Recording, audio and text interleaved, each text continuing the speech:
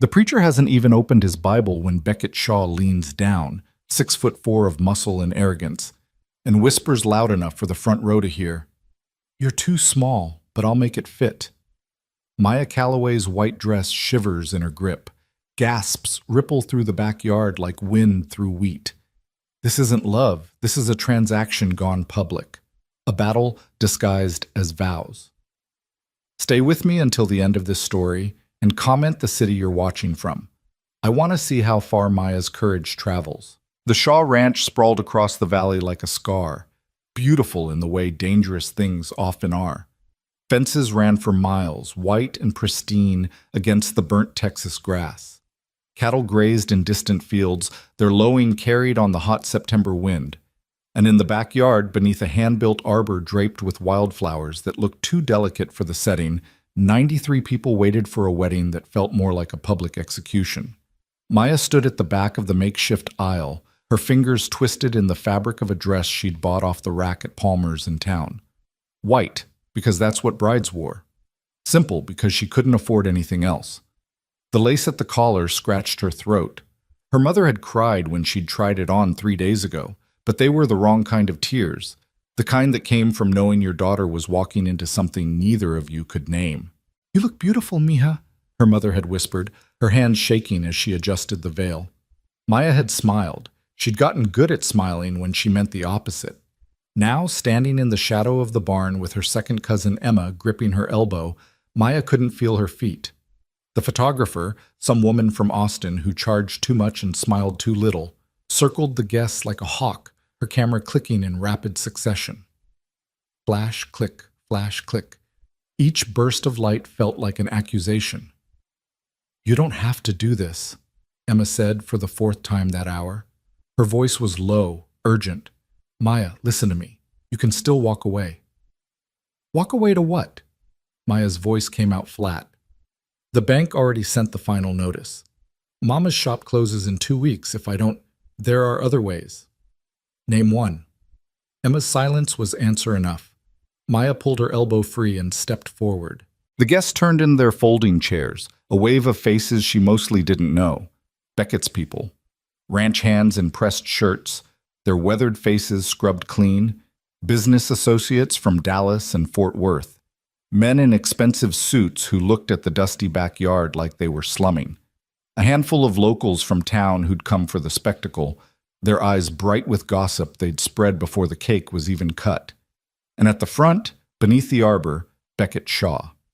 He didn't turn when the music started, some acoustic guitar version of a song Maya didn't recognize. He stood with his back to the aisle, hands clasped behind him, shoulders so broad they blocked the preacher from view. His hat sat perfectly level on his head, black felt with a rattlesnake skin band. His boots, custom-made she'd heard, were polished to a mirror shine. Maya's heartbeat filled her ears as she walked. The grass crunched under her shoes. Someone coughed, a baby cried, and was quickly shushed. With each step, the space between her old life and whatever came next narrowed. She was 26 years old. She had a degree in art history from a state school she'd paid for with scholarships and weekend shifts at a diner. She'd spent 3 years helping her mother run Calloway and Daughter, a vintage clothing shop on Main Street that barely turned a profit but kept her mother's spirit alive after Maya's father died. She'd dated twice, once in college, once last year, and both times she'd been the one to end it because something always felt missing, like she was waiting for a version of life that hadn't arrived yet. Now she was walking toward a man she'd met exactly 6 times. The first time had been in April, at the county clerk's office. Maya had been there to file paperwork for the shop's business license renewal when Beckett walked in, spurs jangling, filling the small lobby with the smell of leather and hay. He'd needed something notarized. Their eyes had met for half a second. His were pale blue, almost gray, and then he'd turned away. The second time was 3 weeks later, at Palmer's. Maya had been buying thread. Beckett was at the counter paying for a roll of barbed wire and a bag of nails. He'd glanced at her, nodded once, and left. She remembered thinking he moved like something caged, all contained power and restless energy. The third time was in June, at the bank. Maya sat in Mr. Hendrick's office, staring at numbers on a paper that might as well have been written in a foreign language. Her mother's medical bills from the cancer treatment 2 years ago. The loan they'd taken to keep the shop open during her recovery. The interest that had compounded like a disease of its own. "I'm sorry, Maya," Mr. Hendricks had said, and he'd actually looked sorry, which somehow made it worse. "Without a cosigner or collateral, there's nothing more I can do. You've got 60 days. She'd walked out of his office and nearly collided with Beckett in the hallway. He'd steadied her with one hand, his palm warm and calloused against her arm, and for the first time, he'd spoken to her. "You all right?" "Fine," she'd lied. He'd studied her for a long moment, those pale eyes reading something in her face she didn't know she was showing. Then he'd released her and stepped back. "If you're ever not fine," he'd said slowly, "people know where to find me." The fourth time was 2 days later, when Maya's desperation outweighed her pride. She'd driven out to the Shaw Ranch in her mother's ancient Civic, the engine rattling over every rut in the dirt road. A ranch hand directed her to the barn, where Beckett was shoeing a horse. He'd looked up when her shadow fell across the doorway, set down his tools, and waited.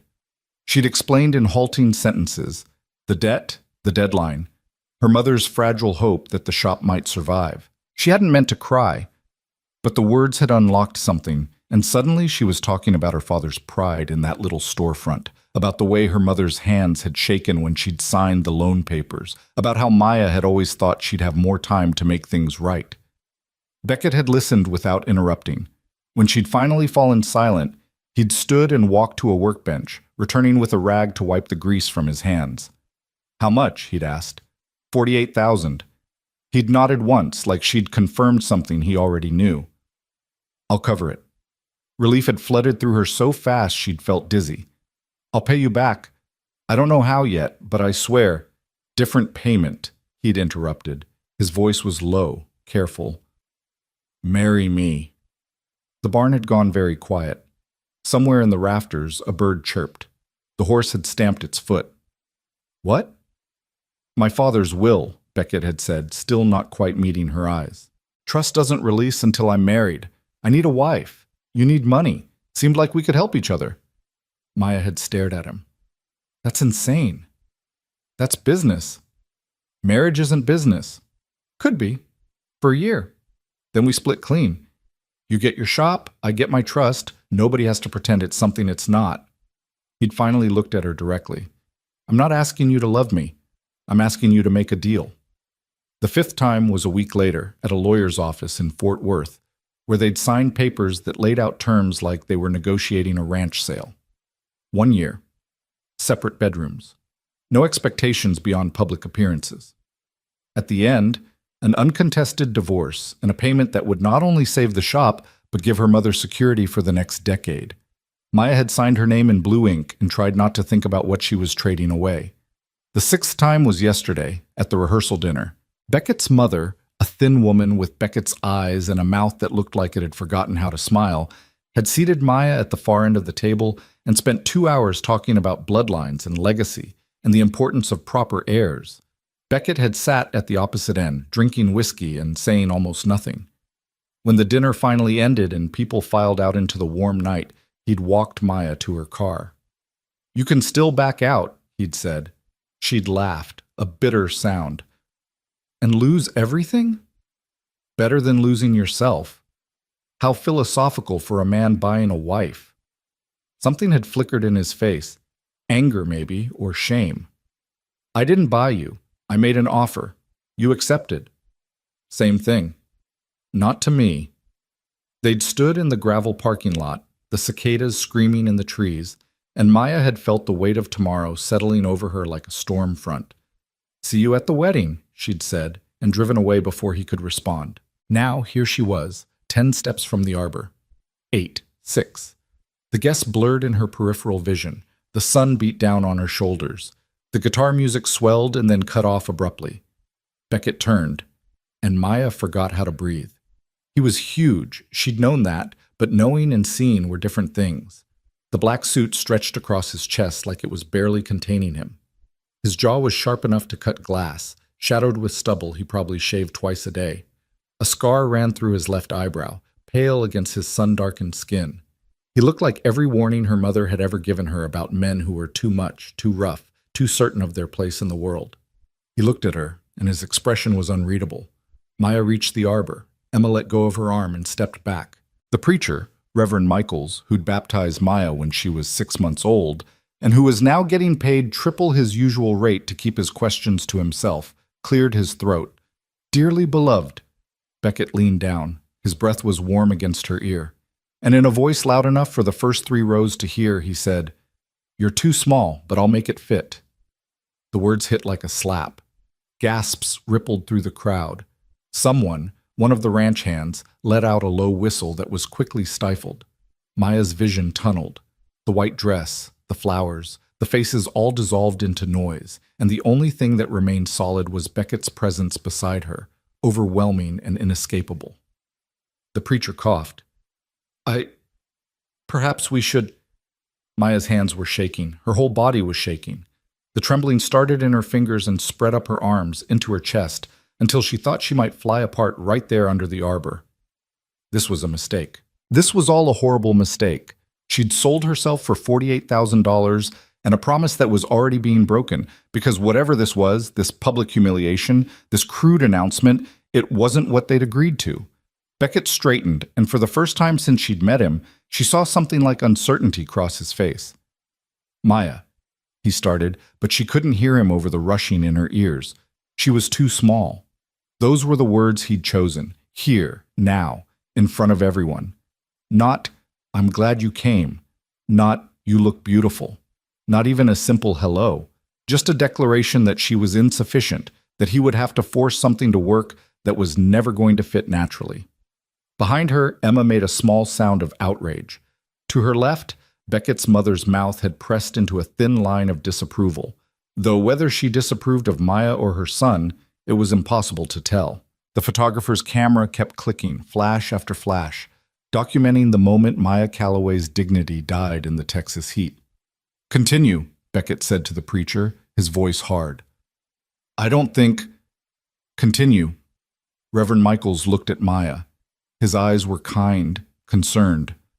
30 years of weddings and funerals had taught him to read people, and what he was reading in her face now made him hesitate. "Miss Calloway," he said gently, "are you ready to proceed?" Was she? The question seemed to come from very far away. Ready?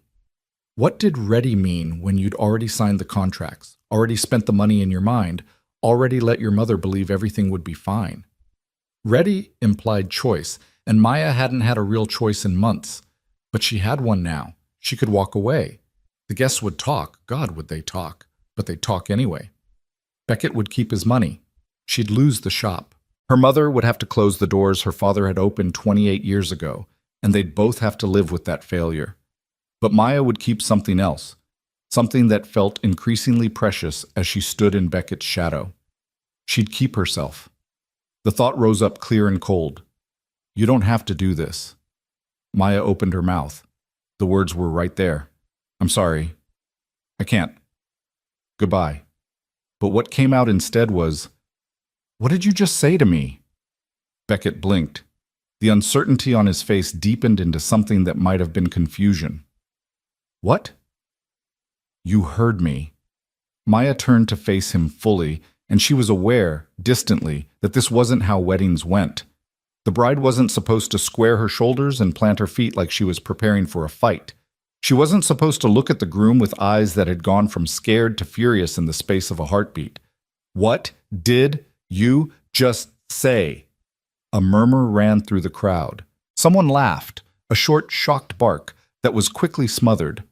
Beckett's jaw tightened. "We can talk about this later." "We'll talk about it now." "Maya, you said I'm too small." Her voice was rising and she didn't care. "In front of everyone, at our wedding, you looked at me and decided the first thing to announce was that I'm insufficient." "That's not what I—" "Then what did you mean?" He stared at her. The pale blue of his eyes had gone stormy and something in his expression shifted, like a door closing or a wall going up. "The ring," he said finally. "The ring's too big. I'll have it resized." Silence. Maya looked down at his hands. In his right palm sat a simple gold band, exactly the kind of ring you'd buy when a marriage was a transaction instead of a promise. It did look big, sized for a man's finger probably, grabbed at the last minute from some family collection without thought for the woman who'd have to wear it. The ring, she repeated slowly. Yes, you were talking about the ring. What else would I be talking about? The question hung between them. What else? Maya's mind spun through possibilities, each one darker than the last, because men who looked like Beckett and who bought wives to access trust funds weren't known for their delicate phrasing. Too small could mean a dozen things, all of them objectifying, all of them designed to put her in her place before the ceremony even started. But the ring. He was holding the ring, and now that she looked, really looked, she could see he was holding it awkwardly, like he'd just realized his mistake, like he'd meant to handle this privately and instead announced it to 93 people who were all drawing their own conclusions. Jesus, someone whispered behind her. Beckett's face had gone red. Not with anger, but with what looked horribly like embarrassment. His shoulders were tight. His free hand had curled into a fist at his side. And for a moment Maya saw him not as the massive, arrogant cowboy who'd made her a cold business proposal, but as a man who'd just humiliated them both through sheer thoughtlessness. It didn't make it better, but it made it different. I'll have it resized, he said again, quieter this time. I should have checked before. Maya's anger didn't disappear. It was still there, hot and righteous in her chest, but it was joined by something else, a kind of bitter clarity.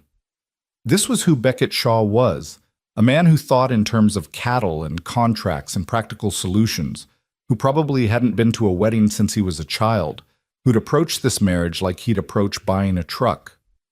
Check the basics. Sign the papers. Don't think about the details. Don't think about the woman whose life you're holding in your careless hands. The ring, she said one more time, and this time it was almost to herself. The preacher cleared his throat. Shall we continue? Maya looked at the assembled guests. Their faces were a mix of fascination and horror and barely suppressed excitement. This would be the story they told for years. Did you hear about the Shaw wedding? When he told her she was too small right there at the altar? They'd shape it into something crude, something that confirmed every assumption they'd made about Beckett's character and Maya's desperation, unless she took control of the narrative right now. Before we continue, Maya said, loud enough for everyone to hear, I want to make something clear. Beckett's eyes snapped to her face. Maya, you don't have to. Yes, I do. She turned back to the crowd. Some of you know me. Most of you know my family. You know my mother's shop, where your wives and daughters buy the vintage dresses they wear to church, where your sisters bring their homecoming gowns to be altered. You know my father, who built that business from nothing, and who died believing it would outlast him. The baby that had cried earlier was silent now. Even the wind seemed to have paused. You also know, Maya continued, her voice steady, that sometimes life doesn't care what we build or what we believe. Sometimes it just sends you the bills and gives you 60 days to figure out how to survive. Emma made a soft sound of protest, but Maya didn't stop. So I made a choice. I'm standing here because I chose to save something that matters to me, and the price was agreeing to marry a man I don't love. There. I said it. We're not in love, this isn't a romance, it's a business arrangement, and we both signed the papers with our eyes open. Gasps, real ones this time. Beckett's mother stood abruptly, her chair scraping against the grass, but Maya kept going. What it isn't, she said, looking directly at Beckett now, is a chance for anyone to make assumptions about what I'm worth or what I'll tolerate. The ring is too big. Fine, we'll fix it. But if any part of this marriage is going to work, even for a year, even as a business deal, it'll be because we treat each other with basic respect, in public, in private, every single day. She held out her left hand. It was still shaking, but less now. So if you want to put that ring on my finger, she said quietly, you'll do it knowing that I'm not too small for anything. I'm exactly the right size to stand here and demand better. The silence that followed was absolute. Beckett stared at her. The ring sat in his palm, a small gold circle that had somehow become the epicenter of something much larger. Maya could see his mind working behind his eyes, calculating, reassessing, trying to figure out what this woman he'd made a deal with was actually capable of. Then slowly, he smiled. It wasn't a big smile. It barely qualified as a smile at all. But it softened the hard line of his mouth and made him look, for just a moment, like someone who might be capable of surprise. "Fair enough," he said. He took her hand, carefully, like she might bolt, and slid the ring onto her finger. It was too big. It spun loosely around her knuckle, ridiculous and perfect all at once. Maya looked down at it and felt something loosen in her chest that she hadn't known was locked. "We'll get it sized tomorrow," Beckett said, still holding her hand. "Tomorrow," she agreed.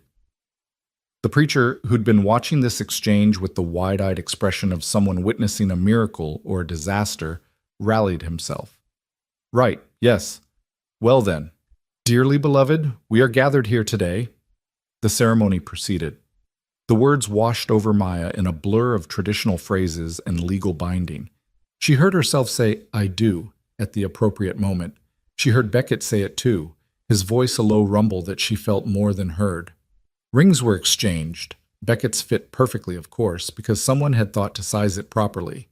Papers were signed. The preacher pronounced them husband and wife, and before Maya could process what that meant, Beckett was leaning down again.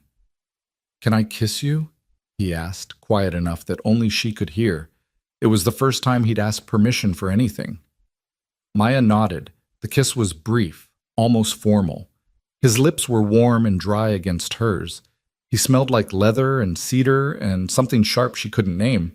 Then he was pulling back, and the guests were applauding, awkwardly at first, then with more enthusiasm, as people remembered they were supposed to be celebrating. "Ladies and gentlemen," the preacher said, relief obvious in his voice, "I present to you Mr. and Mrs. Beckett Shaw." Mrs. Shaw. The name settled over Maya like a coat that didn't quite fit. She'd keep Calloway professionally, she'd decided. That had been in the contract, but legally, officially, she was Maya Shaw now. A different person than the woman who'd walked down the aisle 10 minutes ago. Or maybe not different. Maybe just louder. Beckett offered his arm. Maya took it, and they walked back down the aisle together through a gauntlet of faces. Some people looked delighted. Some looked scandalized. Emma looked proud and worried in equal measure. Beckett's mother looked like she was mentally rewriting her will. And somewhere in the back, standing apart from the other guests, an older man in a suit that cost more than Maya's car watched with shrewd, calculating eyes. She didn't recognize him, but something about his attention made her skin prickle. "Who's that?" she murmured to Beckett. He glanced over, and his grip on her arm tightened fractionally. "My father's business partner. Don't worry about him." "Should I worry about him?" "Later," Beckett said, which wasn't an answer.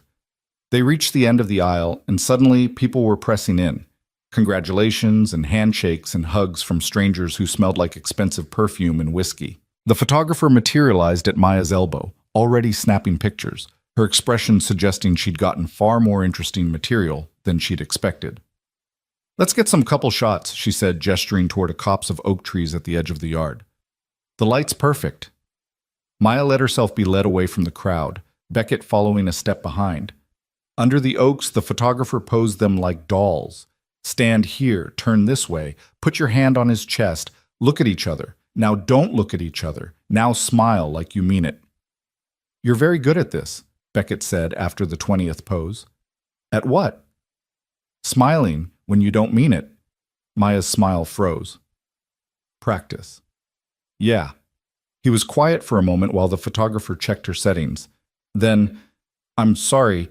About earlier, the ring thing, I didn't think about how it would sound." "No," Maya agreed. "You didn't. I'm not good at this. Weddings, people, any of it." He looked uncomfortable, like the admission cost him something. "I'm better with horses." "Horses don't talk back." "Exactly." Despite everything, Maya almost laughed. "I'm not a horse, Beckett." "I know." "Do you?" He met her eyes then, and there was something raw in his face, something that looked almost like regret. "I'm starting to." The photographer interrupted before Maya could respond, calling for one more shot with different lighting. They posed again. The camera clicked. The moment passed. By the time they returned to the party, tables had been set up under a long tent, and people were finding their seats for dinner. Beckett and Maya were escorted to a table at the front, elevated slightly on a platform so everyone could watch them eat. It felt like being in a zoo. Dinner was barbecue, brisket and ribs and sausage that fell apart at the touch of a fork. Maya pushed food around her plate, too aware of the eyes on her to actually taste anything. Beckett ate steadily, mechanically, like fueling a machine. Around them, conversation rose and fell in waves. Toasts were made. Beckett's best man, a rancher named Tom who looked like he'd rather be anywhere else, gave a short speech about friendship and loyalty that never once mentioned love. Emma gave one about bravery that made Maya want to cry. Then Beckett's mother stood. The tent went quiet. Even the servers stopped moving. Annette Shaw was not a woman who commanded attention through volume or enthusiasm. She commanded it through sheer force of expectation. When she spoke, people listened, because not listening meant being erased from her mental map of who mattered. "My son," she began, her voice cool and measured, "has always been a man of decisive action. He knows what he wants, and he takes it. It's a quality I've tried to instill in him since he was a boy." She paused, letting that sink in. Maya felt Beckett go very still beside her. "And now he's taken a wife. I confess I had different expectations for who that wife might be." Annette's eyes flickered to Maya, assessing and dismissive in equal measure. "But Beckett has made his choice, and I respect that. What I don't respect, what I will not tolerate, is anything less than absolute commitment to this family's legacy." Another pause. The guest shifted uncomfortably. "Marriage is not a game," Annette continued. "It's not a temporary arrangement to be dissolved when it becomes inconvenient. It's a sacred bond that requires sacrifice, duty, and the sublimation of individual desires for the greater good of the family unit." Maya's cheeks burned. Beside her, Beckett's jaw was clenched so tight she could see the muscle jumping. "So I raise my glass," Annette said, lifting her wine, "to my son and his new bride. May they find in each other the strength to honor their vows, the wisdom to build something lasting, and the grace to remember that some responsibilities are more important than personal happiness." She drank. The tent erupted in uncertain applause. Maya sat frozen, the speech's implications rolling over her like a wave. Annette knew. She'd read the contract or guessed the truth, and this was her response, a public warning dressed as a toast. "Excuse me," Maya said quietly. She stood before Beckett could stop her and walked out of the tent. The evening air hit her like a blessing, cool and clean after the close heat of too many bodies pressed together. She kept walking until she reached the barn. Its red paint turned purple in the fading light. Inside, it smelled like hay and horses and the particular sweetness of old wood. Maya leaned against a stall door and finally let herself breathe. That was quite an exit. She spun. The man from the back of the ceremony, the one Beckett had called his father's business partner, stood in the doorway, backlit by the last rays of sunset. "I needed air," Maya said carefully. "I imagine you did." He stepped inside, moving with the careful precision of someone who'd learned to be non-threatening. "Gerald Morrison. I've known Beckett since he was 12 years old." "Maya, I know who you are." He smiled, but it didn't reach his eyes. "You're the complication." "Excuse me?" "In the will, the marriage clause." He moved closer, still smiling that empty smile. Christopher Shaw, Beckett's father, knew his son, knew he'd resist settling down, resist taking on the responsibilities of the family empire. So he added incentive. Marry by 30, get the trust. Stay single, and the whole thing gets dissolved and distributed to charity. Maya's stomach dropped. You don't need to play dumb with me, dear. I've seen the contract you and Beckett signed. Very thorough. Very clinical. 1 year, separate bedrooms, payment in full upon divorce. His smile widened. The problem is, that's not what Christopher's will requires. It requires a marriage, a real one, with all the attendant proofs of legitimacy. What are you talking about? I'm talking about the fact that I'm the executor of Christopher's estate, and it's my job to determine whether Beckett has fulfilled the terms of the will. Right now? I'm not convinced. He tilted his head, studying her. Are you? Maya's mind raced. Proofs of legitimacy. What did that mean? Cohabitation? Public appearances? Something else entirely? I don't understand what you want, she said slowly. I want to make sure Beckett honors his father's wishes. Christopher built an empire, and he wanted it to continue through family, real family, not contracts and business arrangements. Then why didn't he just say that in the will? He did. The language is very clear. A lawful marriage, entered into in good faith, with the intention of building a life together. Gerald's expression hardened. What you and Beckett have. That's not good faith. That's fraud. The word hung between them like a blade. I could contest the will, Gerald continued conversationally. Tie it up in probate for years. Freeze all the assets until a court decides whether your little arrangement counts as a real marriage. It would be expensive, messy, very public. He paused. Or you could convince me you're serious about this. About him. About actually being a wife instead of a business partner with benefits. I'm not sleeping with him. I know. That's part of the problem. He straightened his jacket. You have 3 months to show me a real marriage, Mrs. Shaw. 3 months to prove you're not just here for the money. Otherwise, I'll file the contest, and you'll both lose everything. He walked past her toward the door, then paused and looked back. For what it's worth, he said, I think you could be good for him, if you wanted to be. But wanting isn't the same as doing, and I've seen too many people choose the easy path when things get hard. Then he was gone, his footsteps fading into the evening. Maya stood alone in the barn, her heart hammering, her mind spinning through the implications of what she'd just heard. 3 months. Proof of a real marriage. She'd signed up for a year of pretending, of maintaining appearances while living separate lives. She'd thought she understood the rules. She'd been wrong. Maya? Beckett's voice came from the doorway. She turned to find him standing where Gerald had been moments before, his jacket off now, his shirt sleeves rolled up to reveal forearms roped with muscle and old scars. Gerald was just here, she said. Beckett's expression darkened. What did he say? That we have 3 months to prove this is real, or he's contesting the will. Son of a bitch. Did you know? Maya demanded. Did you know the will required a real marriage? I know what the lawyer told me. Marry before 30, get the trust. Everything else is just Gerald trying to maintain control. He ran a hand through his hair, messing up the careful style. He and my father were partners for 40 years. He thinks that gives him the right to dictate how I live my life. Does it? No? But he can tie up the money. Yeah. Beckett looked exhausted suddenly, the events of the day finally catching up with him. He can. Maya leaned back against the stall door. So what do? We play his game. We convince him we're real. How? Move in, share a room, be seen together, do all the things married people do. Except actually be married. Except that. They looked at each other across the dim barn, two strangers who'd tied their lives together with signatures and promises neither of them fully understood. Outside, the party continued without them, music and laughter and the clinking of glasses raised in toast to a future that suddenly seemed a lot more complicated than $48,000 and a clean divorce.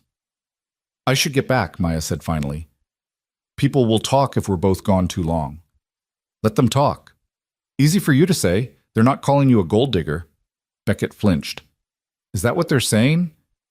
Among other things. He crossed the space between them in 3 long strides. Up close, he was overwhelming. Not just his size, but the intensity of his focus when he actually looked at someone. At her. Listen to me, he said quietly.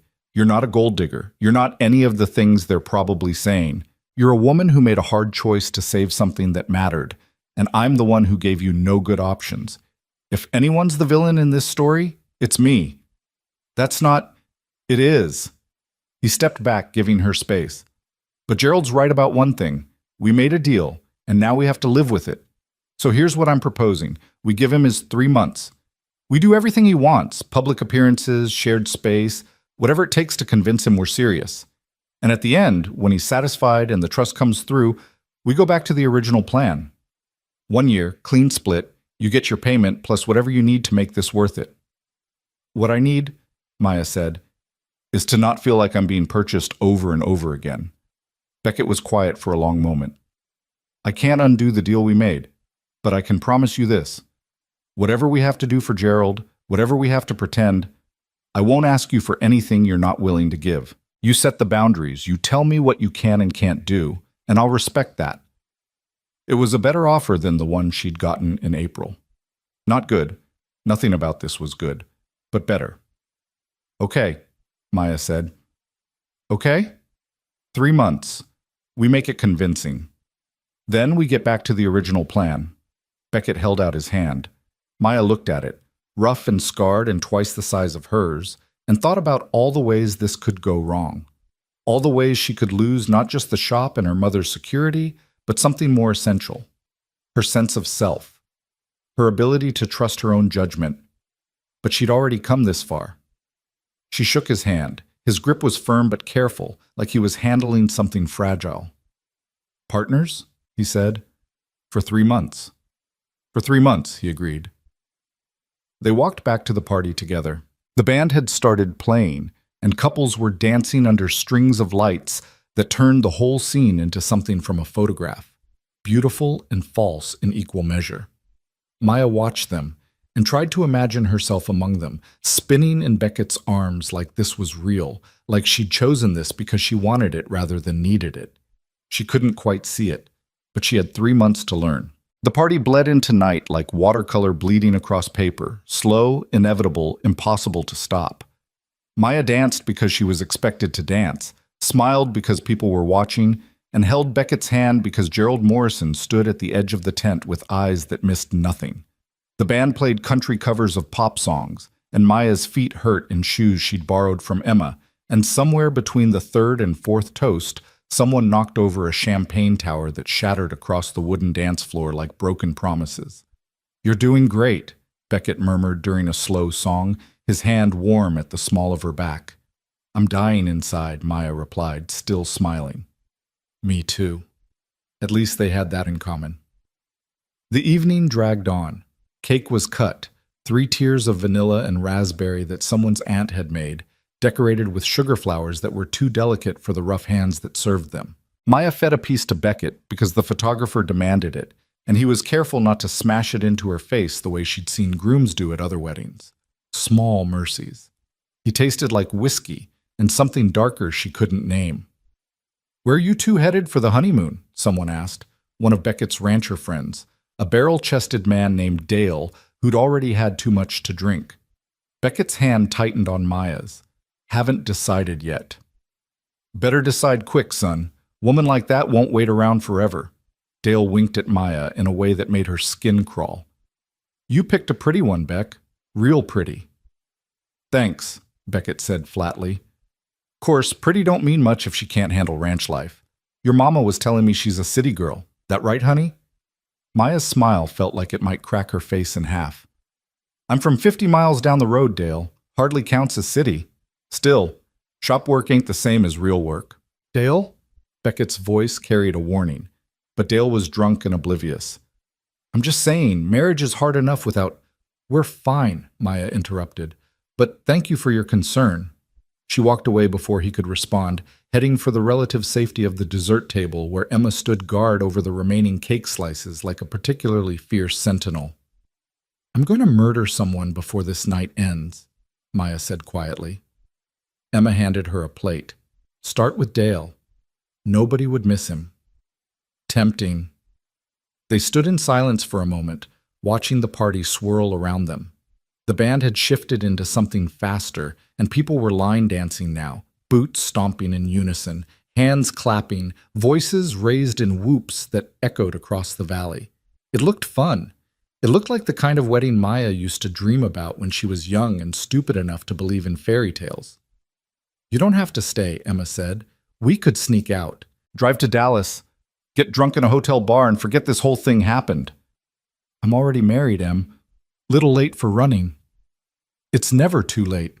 Maya looked at her cousin, the only person in her family who'd understood why she'd made this choice, even if she disagreed with it. Emma had offered her savings, all $3,000 of it. Maya had refused. This wasn't Emma's problem to solve. 3 months, Maya said. "I just have to make it look real for 3 months. And then what? Then I go back to my life, and he goes back to his, and we pretend this never happened." Emma's expression suggested she didn't believe that for a second, but she was kind enough not to say so. Instead, she squeezed Maya's hand and said, "I'm here. Whatever you need." "I need this party to end." As if summoned by her desperation, Beckett appeared at her elbow. "People are starting to leave. We should probably get ready to go, too." "Go where?" "Home." He said it carefully, like the word might detonate. "My home, our home, whatever you want to call it." Right. Because married people live together. Even fake married people, apparently. Maya had known this was coming. She'd packed a bag that sat in Emma's car, full of clothes she'd need for however long this charade lasted, but knowing and experiencing were different beasts entirely. "Give me 10 minutes, she said. She found her mother inside the house, sitting in Beckett's kitchen with a cup of tea she hadn't touched. Maria Calloway looked small in the big leather chair, her dark hair streaked with more gray than Maya remembered, her hands folded in her lap like she was praying. "Mama." Her mother looked up and her eyes were wet. "Mi corazón, you look so beautiful out there." "Don't," Maya said softly. "Please don't make this harder. I just want you to know that I see you, what you did, what you're doing." Maria stood and crossed to her daughter, taking Maya's face in both hands, the way she used to when Maya was small. "You think I don't know why you married him? You think I'm blind?" "Mama, you saved us, the shop, me, everything your father built. You saved it all." A tear slipped down Maria's cheek. "But what did you give up, mija? What did this cost you?" Maya couldn't answer that. Didn't know how to answer that. So she just held her mother while they both cried quietly in a stranger's kitchen. Two women who'd learned to survive by sacrificing pieces of themselves they'd never get back. "Be careful," Maria whispered finally. "That man, he's not what he seems." "What do you mean?" "I've seen the way he looks at you, like you're a puzzle he's trying to solve." Maria pulled back, her dark eyes serious. Men like that, men with power and money and too much pride, they can convince themselves of anything, even that a business deal is something more. This is just 3 months of pretending. Then it's over." "Nothing's ever really over, Maya. You of all people should know that." Emma appeared in the doorway. "They're waiting." Maya kissed her mother's forehead, breathed in the scent of her perfume one more time, and then forced herself to walk away. Emma handed her the overnight bag in the front hallway, gave her one last fierce hug, and whispered, "Call me if you need an extraction team." "I'll be fine." "Promise me you'll call." "I promise." Outside, the party had thinned to maybe 30 people, the hardcore drinkers and the family members who felt obligated to stay until the bitter end. Beckett stood by a massive black truck that gleamed under the string lights, talking to Tom. When he saw Maya, he said something quick to his friend and moved to meet her. "Ready?" "No." "Yes."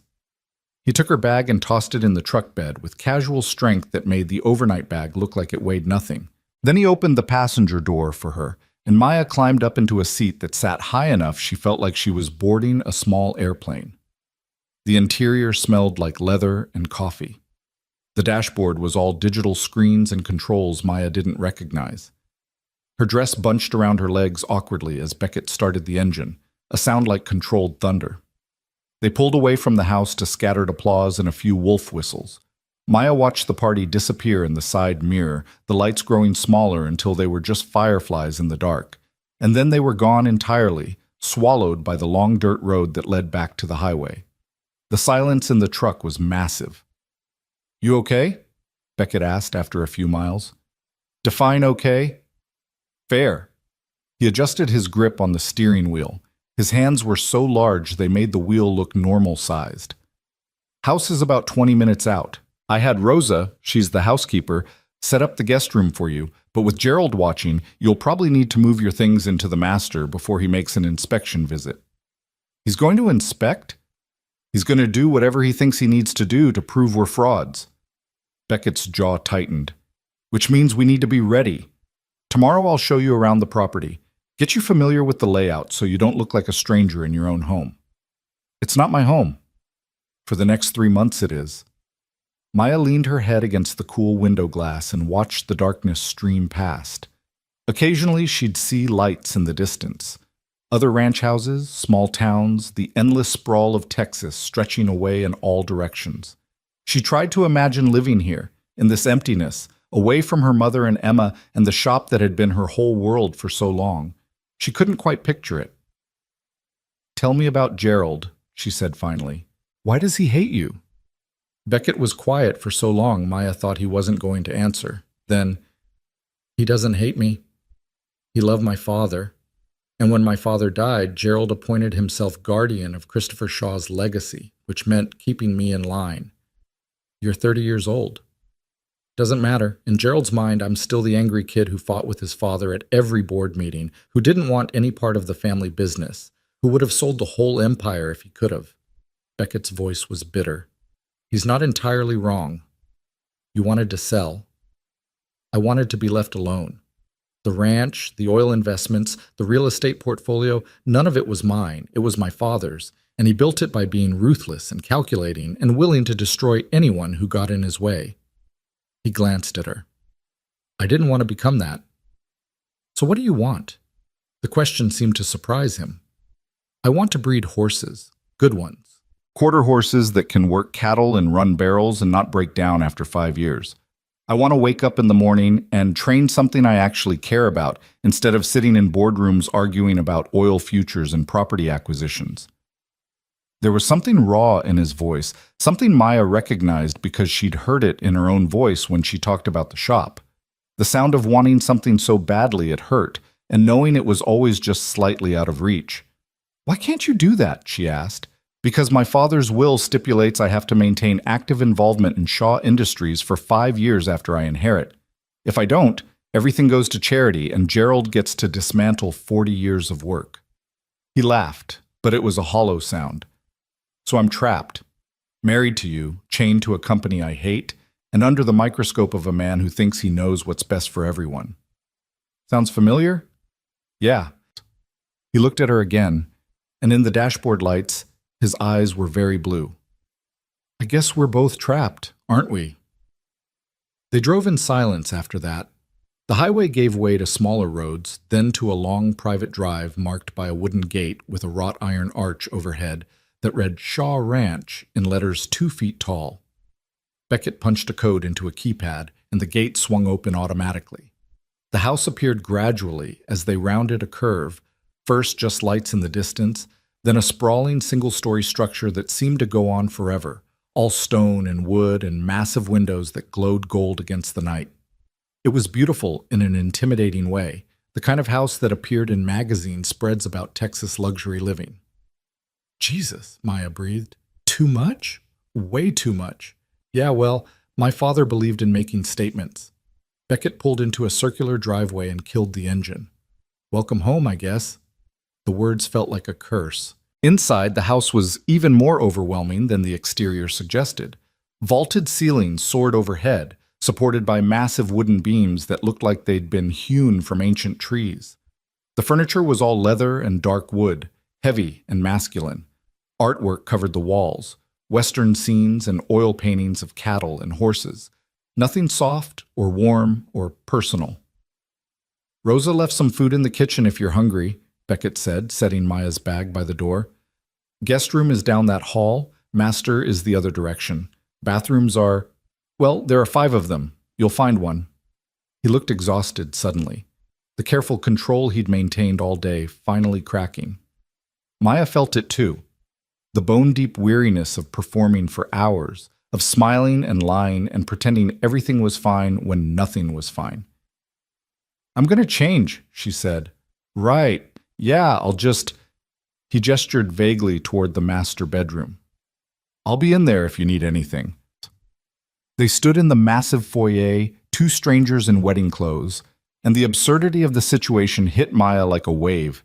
She'd married this man. She'd signed papers and made vows and let him put a too big ring on her finger, and now she was standing in his house, their house, and neither of them had any idea what happened next.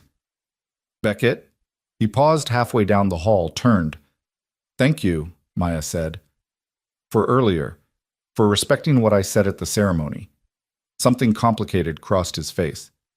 "You shouldn't have to thank me for basic decency." Maybe not, but I will anyway. He nodded once, sharp and uncomfortable, then disappeared into the darkness of the hallway. Maya found the guest room exactly where he'd said it would be. It was nice.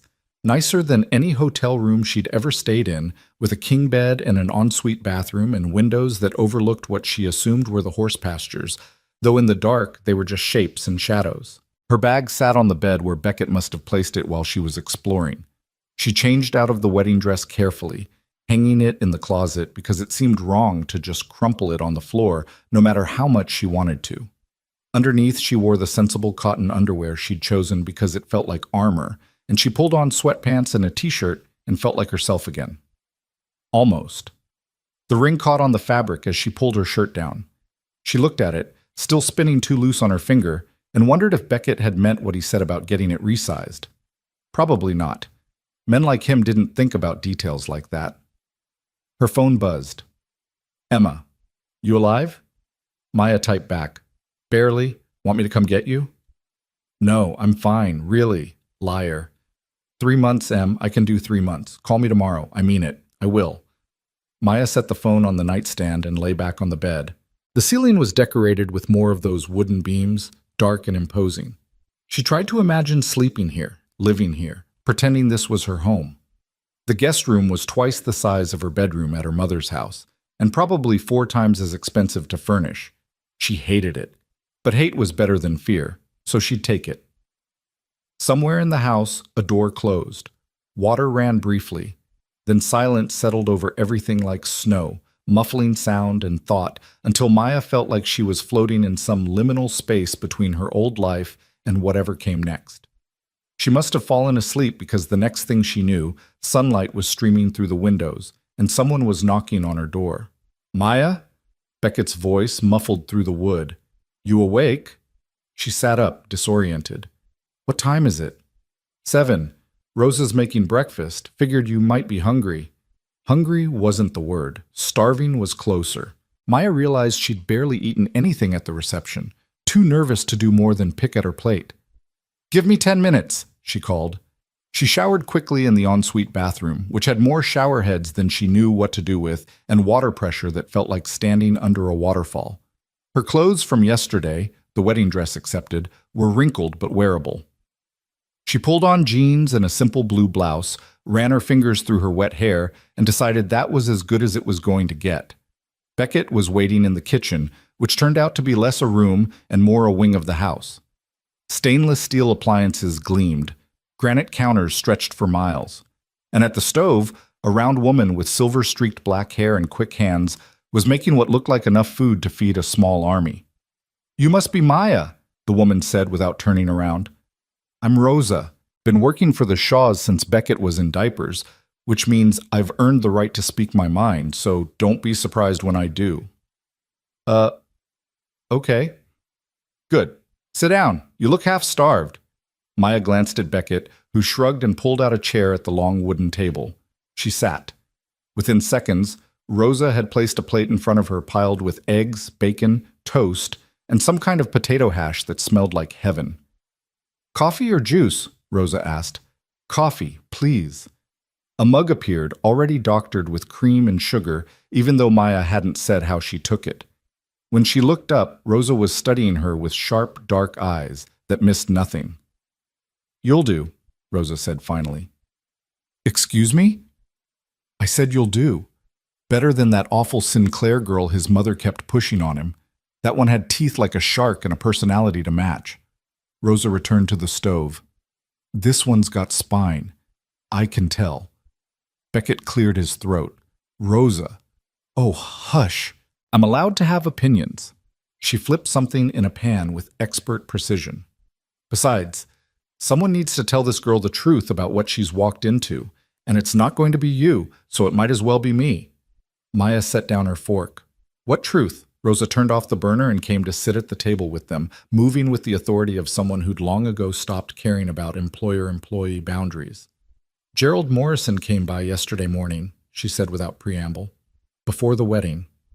He had a long talk with Annette about the terms of Christopher's will and what exactly constitutes a valid marriage under Texas law. Beckett's expression darkened.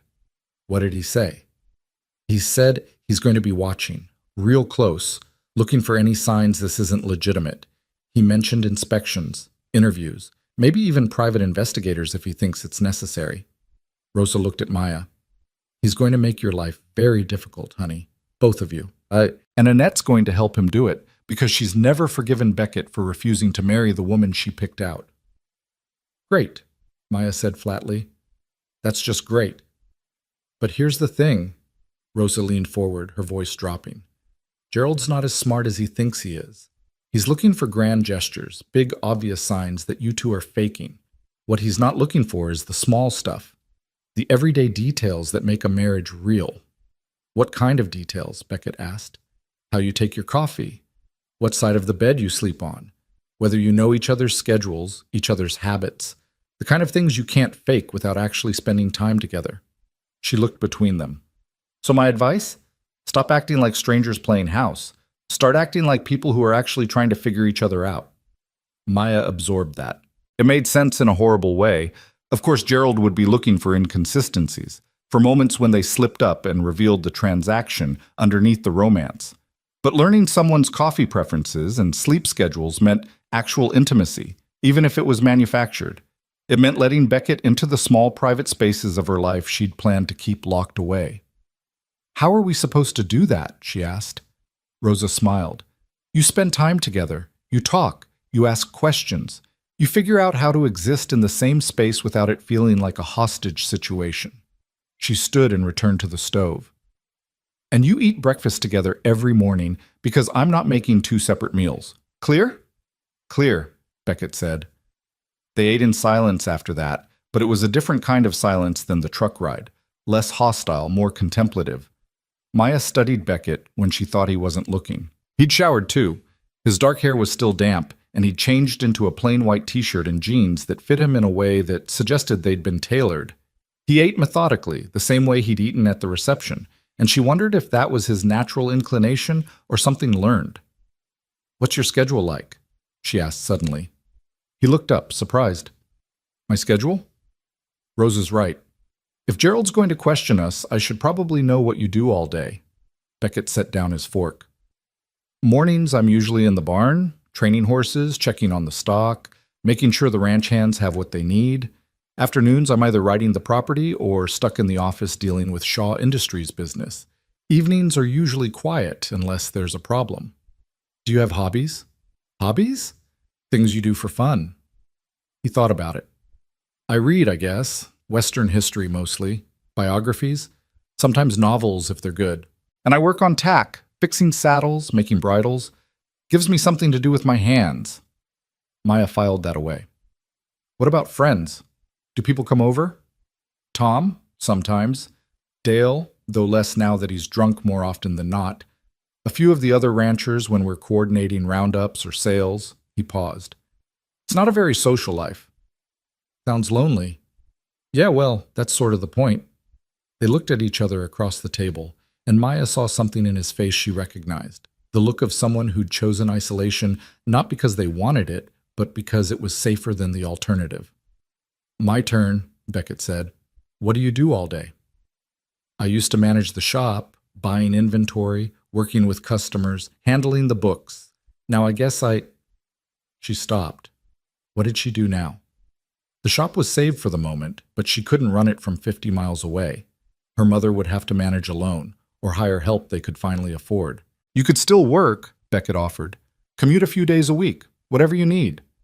Gerald would love that. The absentee wife who's clearly only here for the money. So work from here.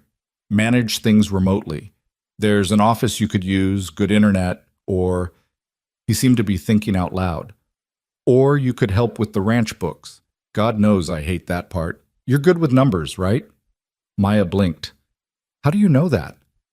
Your shop's been operating in the black for 3 years despite economic conditions that killed most of the other small businesses in town.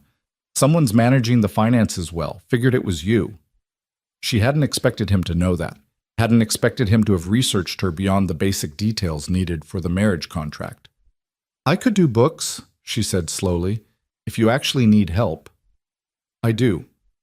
My father had an accountant, but he retired last year and I haven't found a replacement I trust. If you're willing, the job's yours. I'll even pay you. You're already paying me. That's for the marriage. This would be for actual work. He leaned back in his chair. What else? What do you do for fun when you're not saving family businesses? I paint. Watercolors mostly. Nothing good. Just, it helps me think. There's a sunroom on the east side of the house. Lots of light. You could set up there? You don't have to. I'm not being nice, Maya. I'm being practical. If you're going to be here for 3 months, you need things to do or you'll go crazy. Paint, manage the shop remotely, help with the books, whatever. Just figure out how to exist here. Rosa appeared with more coffee. See? You're learning already. Keep going. And they did. For the next hour, over Rosa's endless supply of breakfast food, Maya and Beckett traded information like they were filling out questionnaires for a dating service. Morning person or night owl? Both morning people, surprisingly. Favorite food? Her. Her mother's chile verde. Him? Good steak, rare. Music preferences? Her. Everything from folk to pop. Him. Old country and classical, nothing in between. Allergies, pet peeves, irrational fears? By the time Rosa cleared the plates, Maya felt like she knew more about Beckett Shaw than she'd learned in all 6 of their previous meetings combined. And more surprisingly, he seemed to know her too. Not the surface version she showed the world, but some of the underneath parts. The things she wanted and feared in equal measure. It should have felt invasive. Instead, it felt necessary, like they were building scaffolding for the lie they'd have to live.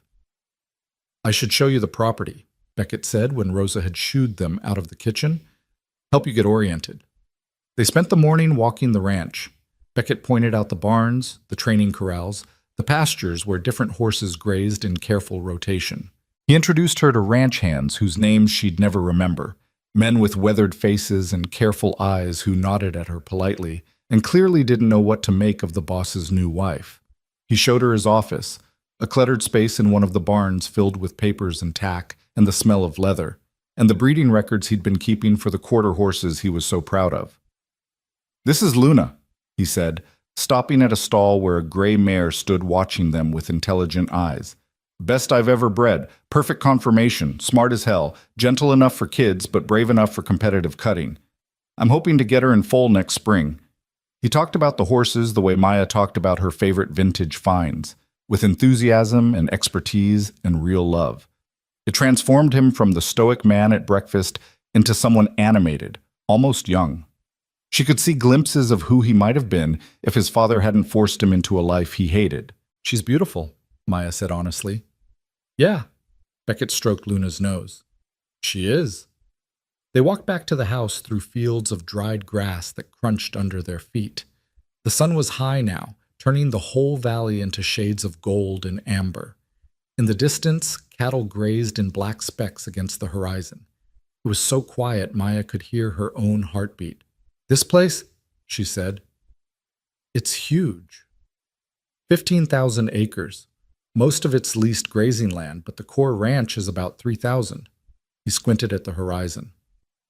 My great-grandfather bought it for nothing after the Depression, built it up over 40 years until it was actually worth something. Then my grandfather expanded into oil, and my father turned that into an empire. And you just want to breed horses. Crazy, right? No, Maya said quietly. It makes sense. You want to build something that's yours, something that can't be taken away or twisted into something else. Beckett looked at her, and for a moment his carefully controlled expression cracked open enough that she could see the loneliness underneath. Yeah, that's exactly it. They were still standing there, the moment stretching between them like a thread, when Maya's phone buzzed. She pulled it out, saw her mother's name, and answered. Mama, everything okay? Oh, mija, I'm so glad you answered. I didn't want to bother you on your first morning as a married woman, but Maria's voice broke. Something's happened at the shop. Maya's stomach dropped. What happened? A pipe burst overnight. The back room is flooded. All the inventory we had stored there, it's ruined.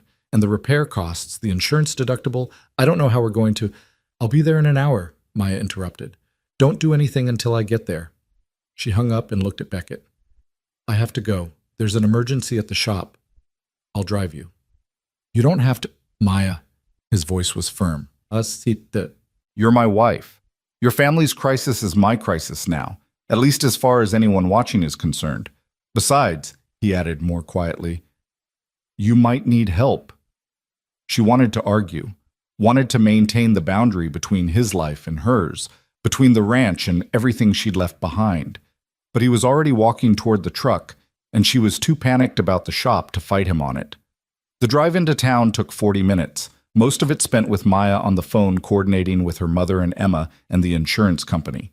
By the time they pulled up in front of Calloway and daughter, a small crowd had gathered, neighbors and customers, and the kind of people who appeared whenever disaster struck because they wanted to help or gawk, or both. The shop looked the same from the outside. The painted sign her father had commissioned, the big windows displaying vintage dresses on antique mannequins. But when Maya pushed through the front door, the smell hit her immediately. Water damage, mildew, the sour scent of things rotting. Mama? Maria appeared from the back room, her clothes soaked, her hair plastered to her head. Oh, Mija, it's so much worse than I thought. Maya followed her mother into what had been their storage room. Water covered the floor ankle deep, and floating in it were dozens of garments, dresses and coats and skirts they'd carefully curated over years. The vintage lace was ruined, the silk was destroyed, the wool would never recover. Thousands of dollars of inventory, gone. The pipes shut off now, Maria said, her voice hollow. But the damage, we'll fix it, Maya said automatically. We'll file the insurance claim, replace what we can, move forward. With what money? The deductible alone is $5,000, and that doesn't cover the lost inventory or the business interruption while we make repairs. Maria sank onto a step that was miraculously still dry. Maybe this is a sign. Maybe we should just let it go. No. The word came out fiercer than Maya intended. We're not giving up. Not after everything. Maya, I married him to save this place, Mama. I'm not letting a burst pipe undo that. Behind her, Beckett cleared his throat. She'd almost forgotten he was there, standing in the doorway, taking in the disaster with those calculating eyes. How much? He asked quietly. Maya turned. What? How much to fix it? All of it. The pipe, the repairs, the inventory replacement. We have insurance. How much? Maria answered when Maya couldn't. 20,000, maybe. If we do it right. Beckett pulled out his phone, typed something, and then set it to his ear. Tom? Yeah, I need a plumber at Calloway and Daughter on Main Street. Now, I don't care what he's doing. Pull him off it. A pause.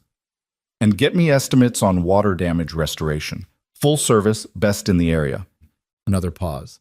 Because I'm paying for it, that's why. Just make it happen. He hung up and looked at Maya. Someone will be here in 30 minutes. Beckett, you can't just... I can, and I am. This is your family's business, which makes it my business now. We're not letting it go under because of bad plumbing. He moved closer, lowering his voice. And before you argue, think about how it looks if my wife's family shop fails a week after our wedding. Gerald would have a field day. He was right, and Maya hated that he was right. This wasn't generosity, it was damage control. But it would still save the shop, still give her mother a chance to rebuild. Thank you, she managed. Don't thank me. Just tell me what you need. What she needed was to not be in this position. What she needed was for life to stop throwing crisis after crisis at her until she broke. What she needed was 5 minutes to breathe without feeling like the walls were closing in. But what she said was, help me sort through this. See what's salvageable. They worked for hours. Beckett waded into the water without hesitation, pulling out garments and passing them to Maya and Maria and Emma, who'd arrived within minutes of hearing the news. The plumber showed up, then a restoration crew, then Tom with industrial fans and advice on insurance claims. The small shop became organized chaos, people moving in practiced efficiency while Maya tried to catalog the damage and save what little could be saved. Somewhere in the middle of it, Gerald Morrison walked through the door. Well, he said, surveying the scene with barely concealed satisfaction. This is unfortunate timing. Maya's hand stilled on the wet dress she was holding. Beside her, Beckett straightened, water dripping from his rolled-up sleeves. "Gerald," he said evenly, "what are you doing here?" "I heard about the situation. Thought I'd stop by and see if you needed assistance." Gerald's smile didn't reach his eyes. "After all, family helps family. That's what marriage means, doesn't it? We've got it handled." "Do you?" Gerald walked closer, his expensive shoes somehow staying clean despite the water everywhere. "Because, from where I'm standing, it looks like your new wife's family business is falling apart less than 24 hours after the wedding. Makes one wonder about the stability of the whole arrangement." "The pipe burst," Maya said coldly.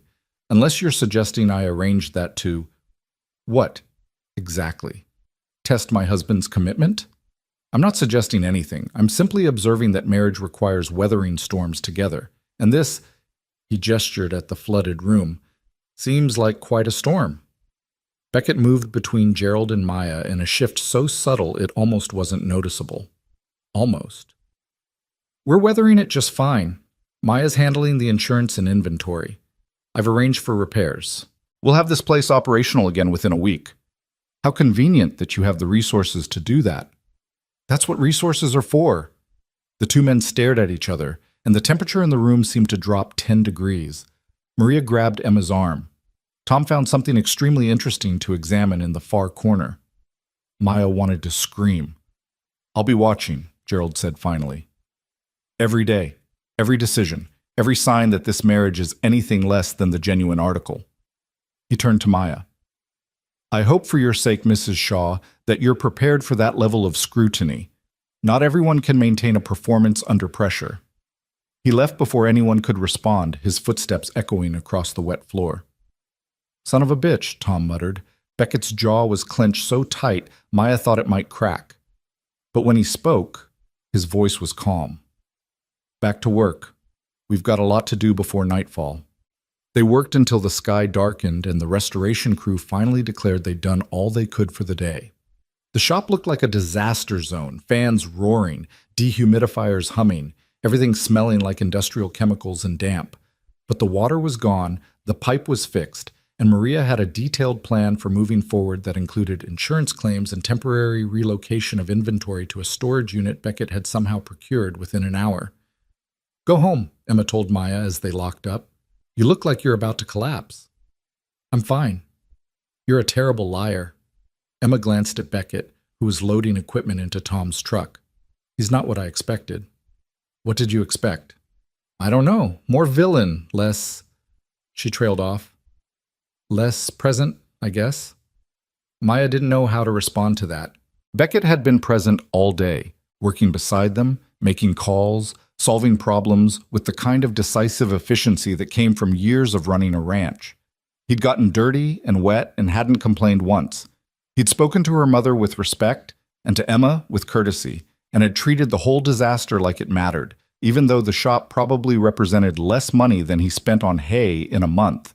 It complicated things, made the clean lines of their transaction blur into something harder to define. "Come on," Beckett said, appearing at her elbow. "Let's get you home." Home. The word still felt wrong. But she was too tired to argue, so she just hugged Emma and her mother goodbye and followed Beckett to the truck. The drive back was quiet. Maya watched the darkness slide past and felt the events of the day pressing down on her like physical weight. 24 hours ago, she'd been getting married. Now she was in a truck with a man she barely knew, heading to a house that wasn't hers, living a life that fit like those wedding ring, too big, spinning loose, never quite settling into place. "Thank you," she said quietly, "for today. You didn't have to do any of that." "Yes, I did." "No, I mean, thank you for making it feel less like a transaction. You could have just written a check. Instead, you helped." Beckett's hands tightened on the wheel. "You think I'm doing this just for Gerald? Just to make the marriage look real? Aren't you?" He didn't answer immediately. When he finally spoke, his voice was careful. "Maybe at first. But your mother's shop, I saw what it meant to her, to you. That's not something you can fake or buy your way out of. That's real." He glanced at her.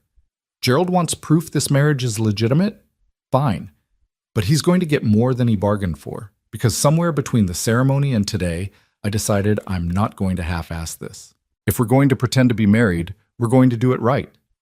Maya's heart did something complicated in her chest. What does that mean? It means I'm going to be a real partner, not just for 3 months, not just for appearances. If your family needs help, I help. If you need space, I give it. If Gerald or my mother or anyone else tries to make you feel small, his voice hardened. I shut it down. That's the deal now. That's not what we agreed to. I'm changing the terms. You can't just change the terms. Watch me. They pulled up to the ranch house. The lights were on inside. Rosa must have stayed late. Beckett killed the engine but didn't move to get out. I know this isn't what you signed up for, he said quietly. Hell, it's not what I signed up for either. But we're here now, and we can either spend 3 months miserable and counting days, or we can try to make this bearable. Maybe even good. Good? Friend good, partner's good. Whatever good looks like when 2 people are forced together by circumstance. He finally looked at her. I'm not asking you to fall in love with me, Maya. I'm just asking you to stop expecting me to be the villain. Maya sat in the darkness of the truck, her white-knuckled hands in her lap, and realized he was right. She'd been so busy protecting herself from what this marriage might cost that she hadn't considered what it might offer. Not romance or happiness or any of the things fairy tales promised, but maybe something else, something simpler, a truce. Okay, she said finally. Partners. Beckett smiled, a real smile this time, not the careful diplomatic version. Partners. They got out of the truck. Rosa met them at the door with food she'd kept warm and scolding words about tracking mud through her clean house. Maya ate mechanically while Rosa fussed and Beckett fielded calls from Tom about the restoration schedule. When she finally made it to the guest room, she was too exhausted to even properly wash her face. She just collapsed onto the bed, still wearing her clothes from the day, the smell of floodwater and chemicals clinging to her skin. Her last thought before sleep took her was that in 3 months she'd walk away from all this, the ranch, the house, Beckett, and his careful promises. She'd go back to her real life and pretend this interlude never happened. But some part of her, buried deep where she didn't have to examine it too closely, wasn't sure Maya woke to the sound of horses screaming. She bolted upright in the unfamiliar bed, heart hammering, the echo of something wild and terrified still ringing in her ears. For a moment she couldn't remember where she was. The room was too big, the ceiling too high. And then it all came rushing back. The ranch, Beckett. The marriage that was supposed to be simple and had turned into something else entirely. Another scream cut through the pre-dawn darkness, and Maya was moving before she could think, pulling on yesterday's jeans and stumbling into the hallway. The house was dark and silent except for the sounds from outside. Hooves pounding, men shouting, that horrible high-pitched shriek that didn't sound like it could come from an animal. She found Beckett's bedroom door open, the room empty. Of course he was already out there. Maya ran through the house in bare feet, nearly colliding with Rosa in the kitchen. What's happening? Maya gasped. Luna. Rosa's face was grim. Something's wrong. Beckett's been out there for an hour. Maya didn't wait to hear more. She shoved her feet into boots she found by the back door, too big, probably Beckett's, and ran toward the barn. The sky was just starting to lighten at the edges, that deep blue-black that came right before sunrise. In the training corral, she could see figures moving, Beckett and 2 ranch hands, all focused on the gray mare in the center. Luna was on the ground, thrashing. Even from a distance, Maya could see something was horribly wrong. The way the horse moved, the whites of her eyes visible, the foam at her mouth catching the dim light from the barn. Stay back. One of the ranch hands, a younger man whose name Maya couldn't remember, called when he saw her approaching. But Beckett looked up at her voice, and his face stopped her cold. She'd seen him controlled, seen him angry, seen him uncomfortable. She'd never seen him terrified. Colic, he said shortly. Bad. Vet's 20 minutes out. Maya knew enough about horses to know that colic was serious, that it could kill, that 20 minutes might be too long. She climbed onto the fence and watched helplessly as Luna struggled, as Beckett knelt in the dirt beside her speaking words too quiet to hear, as the ranch hands moved with practiced efficiency, doing things Maya didn't understand, checking vital signs, trying to get the horse on her feet, radioing for updates from the vet. Come on, girl, said Beckett was murmuring. "Come on, stay with me. Just stay with me." His hands were gentle on Luna's neck, stroking in long, rhythmic motions that were probably meant to soothe the horse, but looked like they were keeping Beckett himself from flying apart. Maya saw it then, the crack in his armor she'd glimpsed yesterday. This wasn't about money or business or maintaining appearances. This was about something he actually loved, being in pain, and him being powerless to stop it. Luna screamed again, a sound that would haunt Maya's dreams. Her legs kicked out, catching one of the ranch hands in the shin hard enough to send him stumbling backward with a curse. "We need to get her up," the older ranch hand said, "if she stays down much longer." "I know," Beckett snapped. Then, softer, "I know, Pete, but she won't stand. Something's blocking. Maybe a torsion, maybe impaction. I don't know. Vet needs to get here." "Vet's coming." They worked in tense silence, broken only by Luna's labored breathing and the occasional instruction between the men. Maya felt useless perched on the fence, but she couldn't look away, couldn't leave. Something about the scene felt like bearing witness was the only thing she could offer. The sky lightened incrementally. Birds started calling, and still they waited. When headlights finally appeared on the long driveway, Beckett stood so fast he nearly lost his balance. The vet, a tall woman in her 50s with capable hands and no-nonsense eyes, was out of her truck before it fully stopped, already pulling on gloves and asking questions in rapid-fire succession that Beckett answered without hesitation. "How long has she been down? Any fever? Did you see her eat anything unusual? Is her gut active? When did you first notice symptoms?" Gums and temperature, and finally straightened with an expression that made Maya's stomach drop. "It's bad," the vet said quietly. "Likely a large colon displacement, maybe worse. She needs surgery. Now." "How fast can we get her to the hospital?" "Trailer's going to stress her more. I'd rather operate here if you've got the space." "Whatever you need. Pete, clear the surgery barn, get the lights set up." Beckett's voice was clipped, professional, but Maya could hear the fear underneath. "How long?" 2 hours for prep, 3 for surgery if it's straightforward, 6 if there are complications." The vet met his eyes. "Beckett, you need to know. Even with surgery, her chances aren't great. If there's necrosis, if the bowel's perforated—" "Just do it," he interrupted. "Please, just try." The vet nodded and started barking orders to her assistant, who'd emerged from the truck with equipment Maya couldn't name. Within minutes, the whole operation had shifted to one of the larger barns, the one Beckett had called the surgery barn, which apparently was equipped for exactly this kind of emergency. Luna was moved on a sling, still thrashing weakly, her beautiful gray coat dark with sweat. Maya followed at a distance, not sure if she should be there, but unable to walk away. Inside the barn, harsh fluorescent lights illuminated a space that looked more like a veterinary hospital than anything she'd expected on a ranch. Steel tables, medical equipment, cabinets full of supplies organized with military precision. "Your father set this up," Pete said quietly, appearing at Maya's elbow. "After he lost a prize bull to something that could have been treated if they'd had proper facilities. Cost him $200,000 to outfit this place, but it's saved dozens of animals since." Maya absorbed that information, adding it to the complicated picture she was building of Christopher Shaw, a ruthless businessman who'd also spent a fortune to save livestock. Nothing about this family was simple. The surgery prep was organized chaos. The vet and her assistant moved with practiced efficiency, setting up equipment and prepping Luna while Beckett scrubbed in like he'd done it 1,000 times. Maybe he had.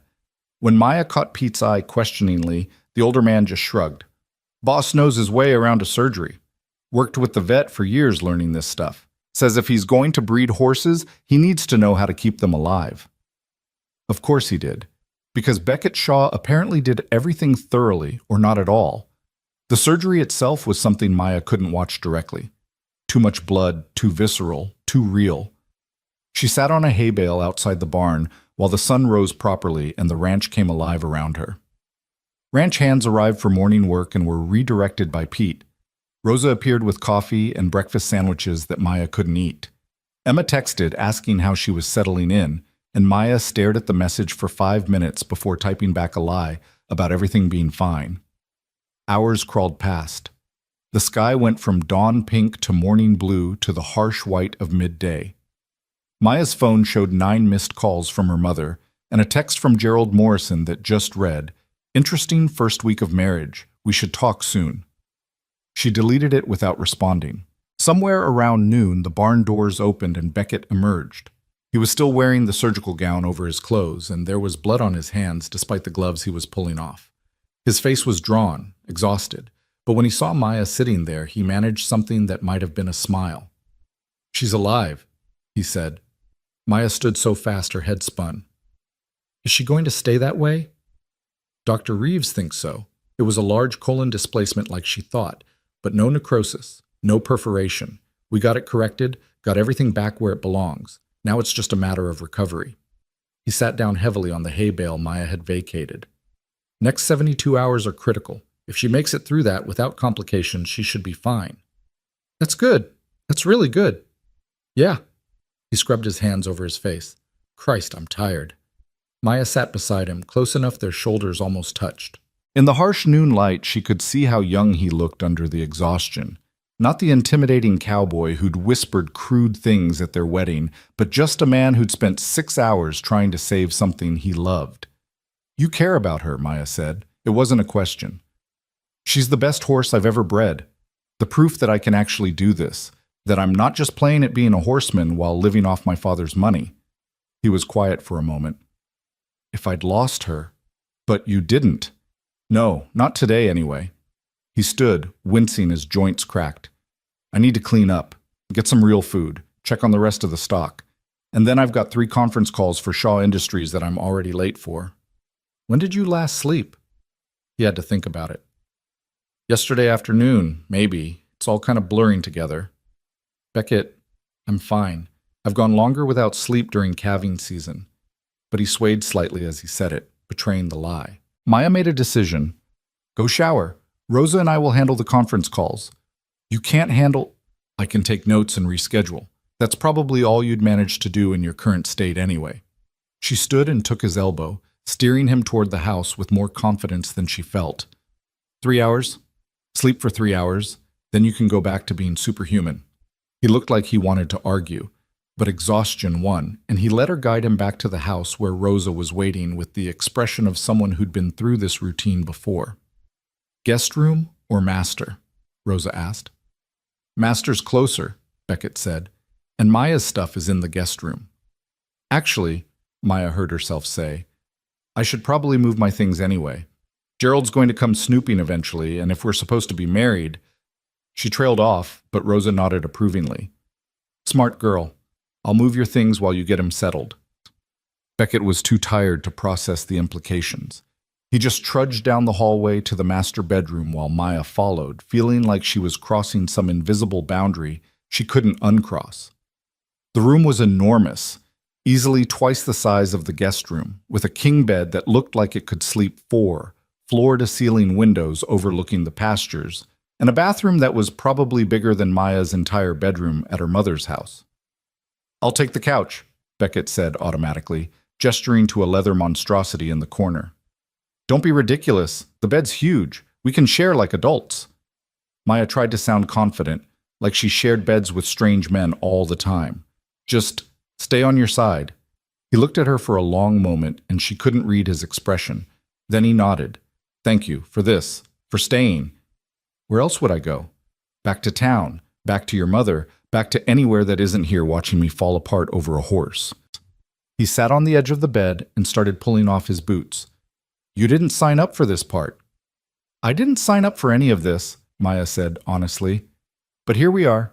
She left him pulling off his shirt, a flash of tanned skin and muscle she deliberately didn't look at, and closed the door firmly behind her. In the kitchen, Rosa had already laid out the information for the conference calls along with a primer on Shaw Industries business that looked like it had been prepared for exactly this kind of emergency. "Does this happen a lot?" Maya asked. "Often enough that I keep notes." Rosa handed her a headset. "First call's in 10 minutes. You'll be fine. Just listen. Take notes. Tell them Mr. Shaw had an emergency and we'll follow up tomorrow. They're used to it." The calls were exactly as tedious as Maya expected. Men with important voices talking about quarterly projections and market positions and strategic acquisitions in language designed to make simple concepts sound complex. She took notes, made appropriate noises, and rescheduled everything for the following day. By the third call, she'd developed a system, and by the time she hung up on the last one, she felt like she'd earned an MBA through sheer exposure. "See," Rosa said when it was done, "you're a natural." "I'm a fraud who's good at pretending to understand business jargon." "Same thing, honey." Maya found herself laughing, actually laughing, for the first time since the wedding. Rosa smiled and went back to whatever she was cooking that smelled amazing, and Maya realized with a start that she felt comfortable here. In this kitchen, in this house, with these people who were technically strangers but who'd welcomed her without question or judgment. It was dangerous, that comfort. It made her forget this was temporary. Her phone buzzed. "Emma, lunch tomorrow? Need to hear everything." Maya hesitated, then typed back, "Can't tomorrow. Rain check?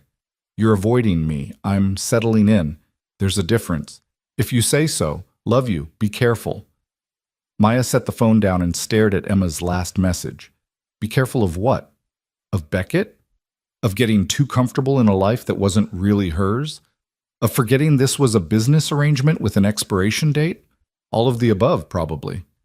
She spent the afternoon in the office Beckett had mentioned, a small room off the main hallway with good light and a desk that looked like it predated electricity. The ranch books were, as promised, a mess.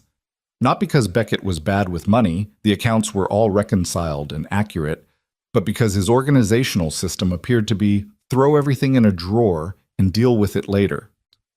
Maya started sorting, categorizing, building spreadsheets to track expenses and income in ways that would actually make sense to someone who wasn't Beckett. It felt good to work, to do something useful with her hands and mind that wasn't emotional labor or performance or fear. By the time Rosa called her for dinner, she'd made a significant dent in the chaos and had a list of questions for Beckett about various expenses that made no sense without context. "He's still asleep," Rosa said when Maya appeared in the kitchen. "I checked on him an hour ago, dead to the world. Should we wake him?" "Let him sleep. He'll wake up when his body's ready, and then he'll go straight back to the barn to check on Luna. Might as well let him rest while he can." They ate together at the kitchen table, Rosa and Maya and Pete, who'd been invited in for dinner as a thank you for his work during the emergency. The conversation was easy, ranging from horses to town gossip, to Pete's grandchildren who were apparently terrors in the best possible way. Maya found herself relaxing into it, contributing stories about the shop and her mother, laughing at Pete's terrible jokes. This was what family dinners felt like, she realized. Not the tense affairs at her mother's house where they were both too aware of bills and illness and all the ways life had gotten harder. But this, easy conversation, good food, the comfort of people who genuinely liked each other. She missed it before she'd even left the table. "You're good for him," Pete said as he was leaving, pulling on his coat. Maya blinked. "What?" "The boss. You're good for him. First time I've seen him actually lean on someone in, hell, maybe ever." Pete settled his hat on his head. "Just thought you should know." He was gone before Maya could formulate a response. She helped Rosa clean up, then wandered the house trying to decide what to do with herself. It was only 8 o'clock, but the day felt like it had lasted a week. She could go to the master bedroom, but the thought of climbing into bed beside Beckett, even on the opposite side, even with clear boundaries, felt too intimate for whatever they were. Instead, she found herself in the sunroom Beckett had mentioned.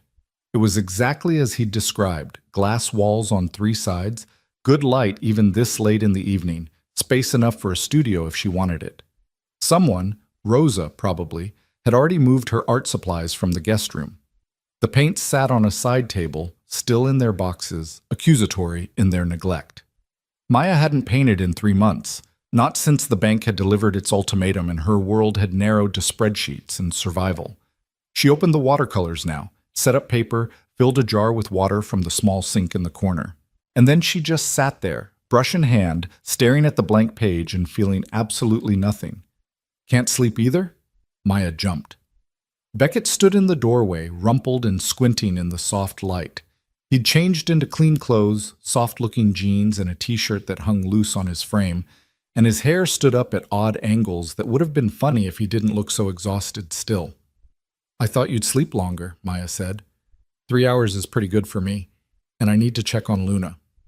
He moved into the room, studying her blank paper. Artist's block? Something like that. What do you usually paint? Maya gestured vaguely at the boxes of supplies. Landscapes, mostly.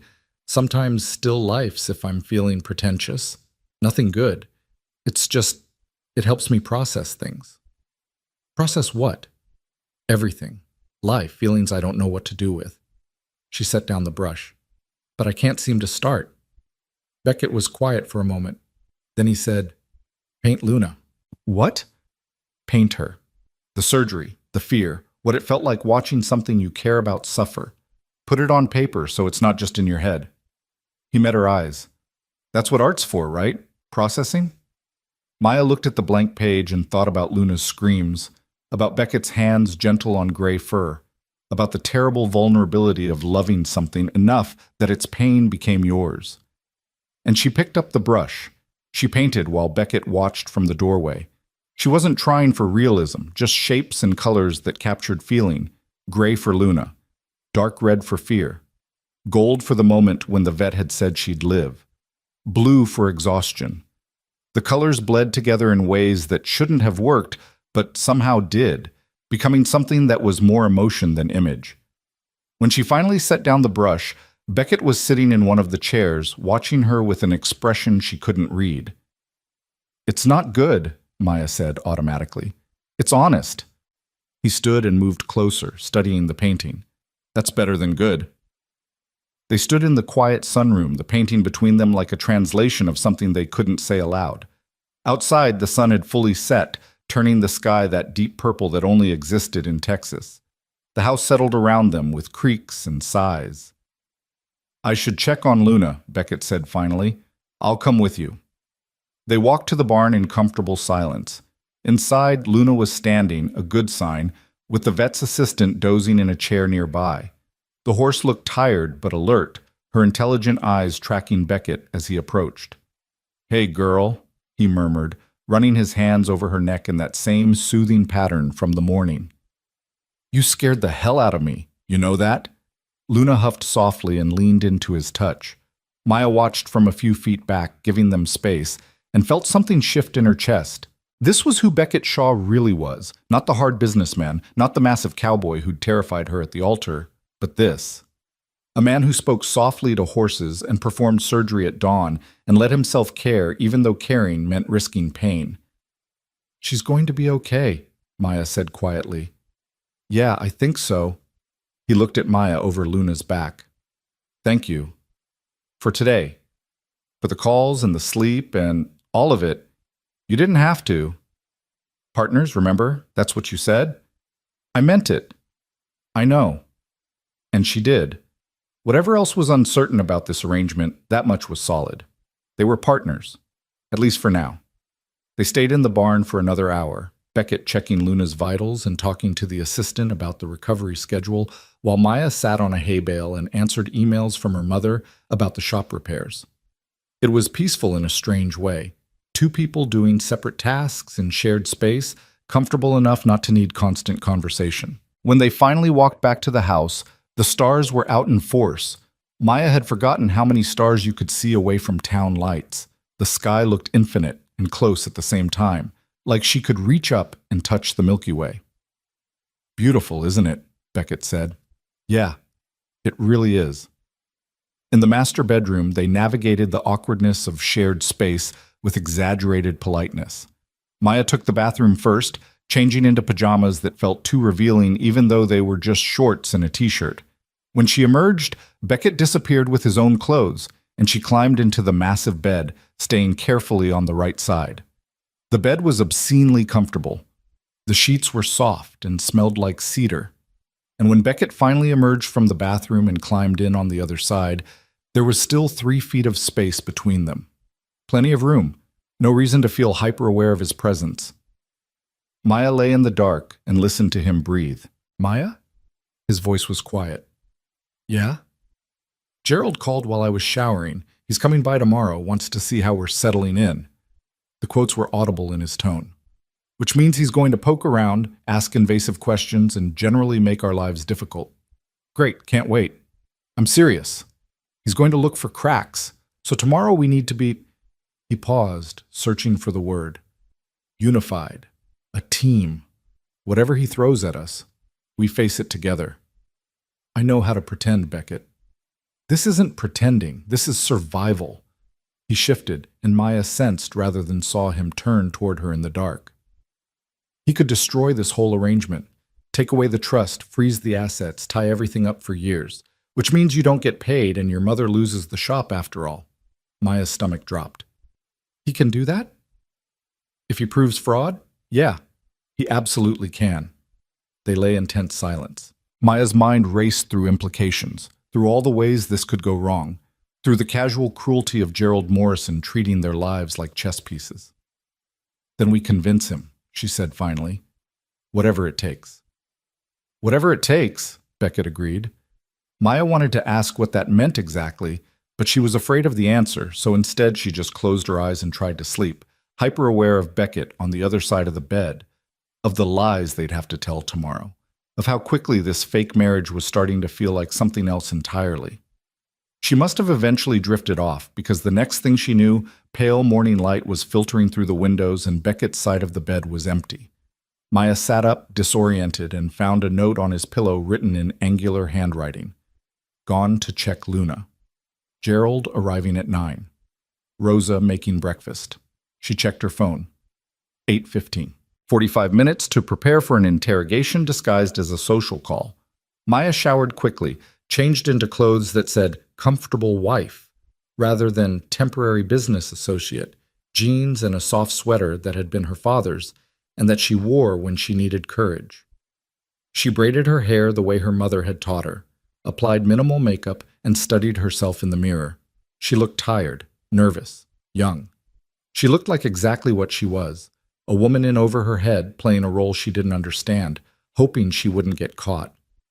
You can do this, she told her reflection. 3 months, just 3 months. Her reflection didn't look convinced. In the kitchen, Rosa had outdone herself. The table was set like they were expecting royalty, good dishes, fresh flowers, enough food to feed a dozen people. It looked exactly like what a happy newlywed couple's breakfast should look like. Too much? Rosa asked, catching Maya's expression. It's perfect. Thank you. Don't thank me yet. Wait until you've survived Gerald. Rosa poured coffee into an elegant carafe. That man could find fault in sunshine. Just remember, you belong here. You're Mrs. Shaw now. Act like it. Maya was saved from having to respond by the sound of the front door opening. Beckett appeared, still in barn clothes, dirt on his knees and satisfaction on his face. Luna ate breakfast, he announced. Full appetite, no signs of discomfort. Dr. Reeves thinks she's out of the woods. That's wonderful, Maya said, and meant it. He smiled at her, a real smile, unguarded and bright, and for a second she forgot they were performing, forgot Gerald was coming, forgot everything except that genuine joy looked good on him. Then a car door slammed outside and the moment shattered. He's early, Beckett muttered. Of course he's early. He disappeared down the hall, presumably to change, leaving Maya to answer the door when Gerald knocked precisely 3 times.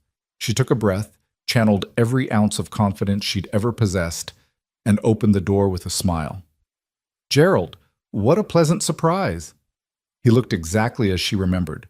Expensive suit, calculating eyes, smile that promised nothing good. Mrs. Shaw, I hope I'm not interrupting. Not at all. We were just finishing breakfast. Would you like some coffee? She led him to the kitchen, performing hospitality like she'd been doing it her whole life. Rosa had conveniently disappeared, leaving the stage clear. Gerald sat at the table, accepted coffee he didn't drink, and studied Maya like she was a specimen under glass. So, he said, how are you finding married life? It's an adjustment, but good, really good. Is it? His tone suggested he didn't believe her. I imagine it must be quite different from your previous life. All this space, all these responsibilities. Different doesn't mean bad. Of course not. He sipped the coffee. And Beckett? He's treating you well? He's been wonderful. Wonderful, Gerald repeated, like he was tasting the word. Interesting choice. Most people who know Beckett wouldn't describe him as wonderful. Difficult, yes. Stubborn, certainly. Wonderful is new. Maya felt the trap closing but couldn't see the escape. Maybe you don't know him as well as you think. Oh, I know him. Gerald set down his cup. I've known him since he was 12 years old and his father brought him to his first board meeting. Angry kid, full of resentment, couldn't sit still for 5 minutes. Christopher used to say Beckett was too soft for business, too emotional, needed toughening up. He's plenty tough. Is he? Or is he just playing a role he thinks he should play? Gerald leaned forward. Here's what I think, Mrs. Shaw. I think you're both playing roles. I think this marriage is exactly what it looks like on paper, a transaction designed to access Christopher's trust. And I think within 3 months, you'll both drop the pretense and go your separate ways. You're wrong. Am I? Then prove it. His smile widened. Show me a real marriage. Show me partnership, intimacy, the kind of connection that can't be faked. Do that, and I'll release the trust, sign off on everything, leave you alone. But if I find evidence this is fraud, even a shred, I'll contest the will so thoroughly you'll both be tied up in probate until you're old and gray. Maya's hands clenched under the table. What exactly are you looking for? I'll know it when I see it, or when I don't. He stood. I'll be checking in regularly, weekly visits at minimum. And I'll be asking questions. Your friends, your family, people in town. Building a case one way or another. This is harassment. This is due diligence. Christopher's will, my responsibility. He headed for the door, then paused. One more thing. I spoke with your mother yesterday. Lovely woman. She mentioned how sudden this all was, how worried she is about you, almost like she doesn't think this marriage is quite what it appears to be. Maya's blood went cold. You talked to my mother? I talk to lots of people. It's amazing what you can learn when you ask the right questions. He tipped an imaginary hat. I'll see myself out. Give my regards to your husband when he finishes changing. The door closed behind him with a soft click that sounded like a gunshot. Maya sat frozen at the table, rage and fear warring in her chest. He'd talked to her mother. He'd interrogated the woman who'd raised her, who was too honest and too scared to lie convincingly, who probably confirmed every suspicion Gerald had.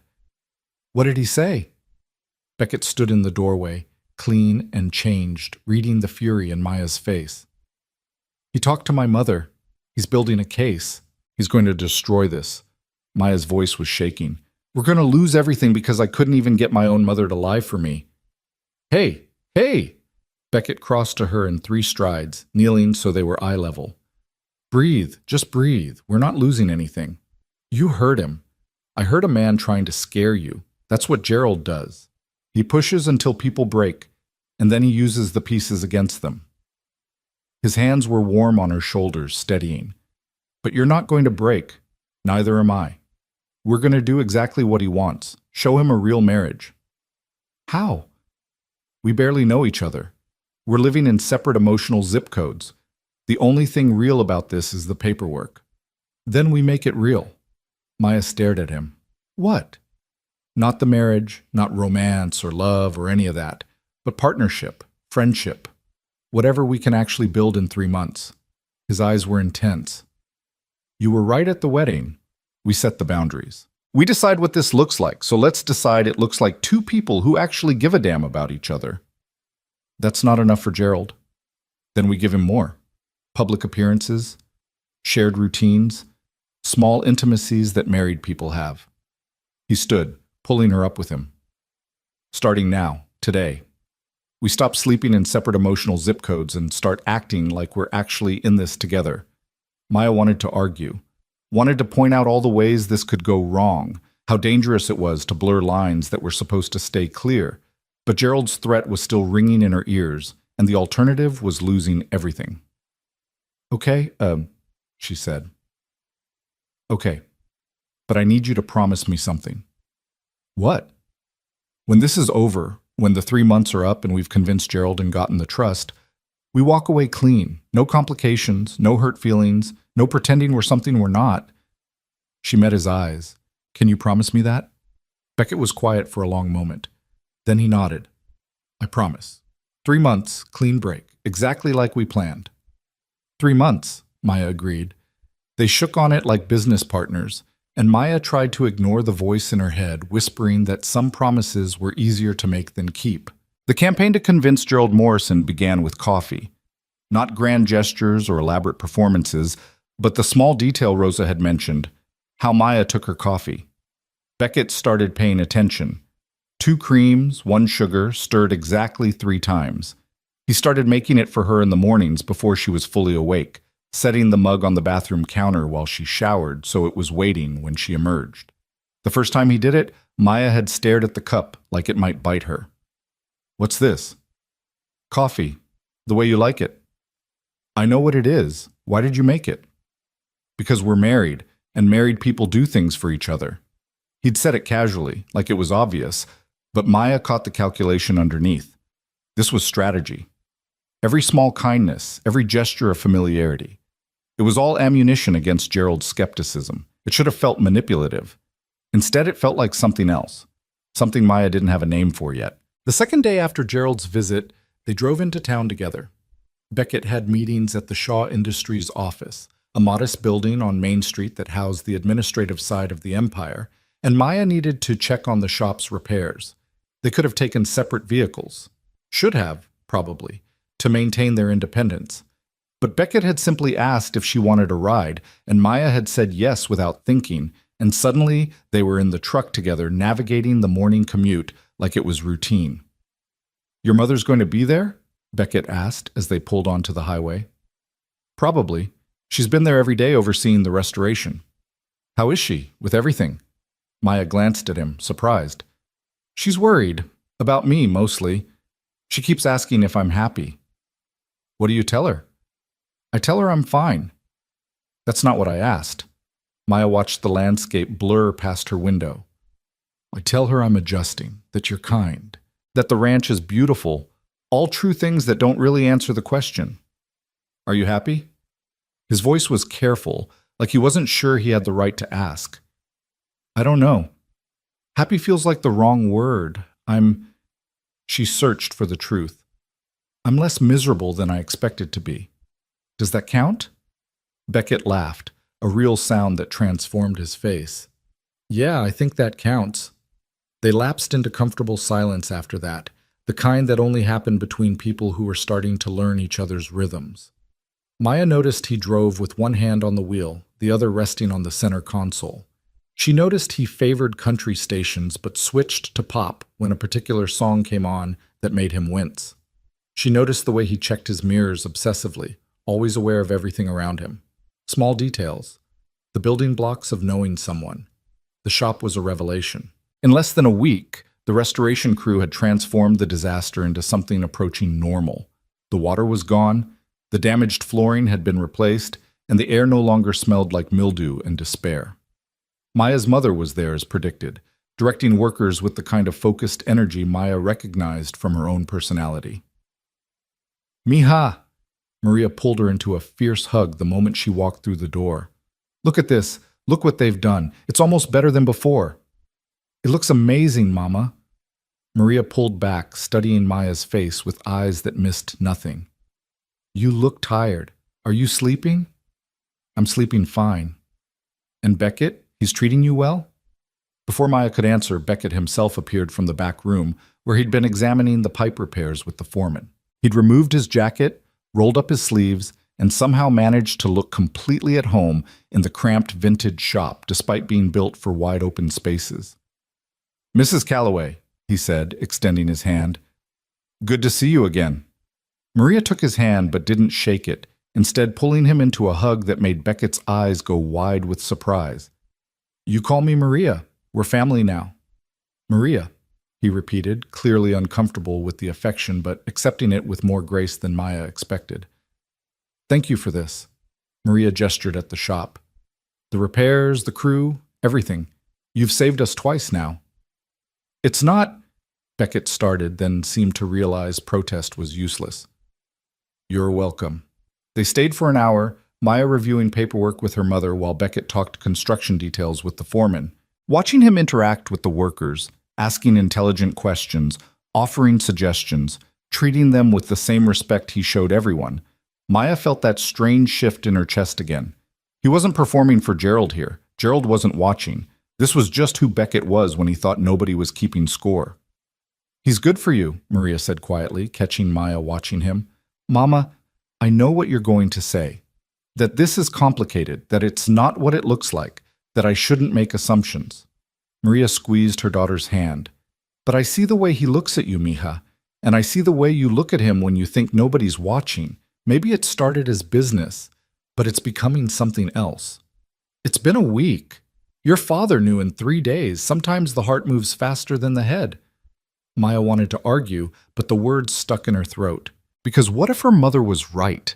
What if the careful boundaries she'd drawn were already dissolving, eroded by coffee made just right in late-night conversations and the simple act of existing in the same space day after day?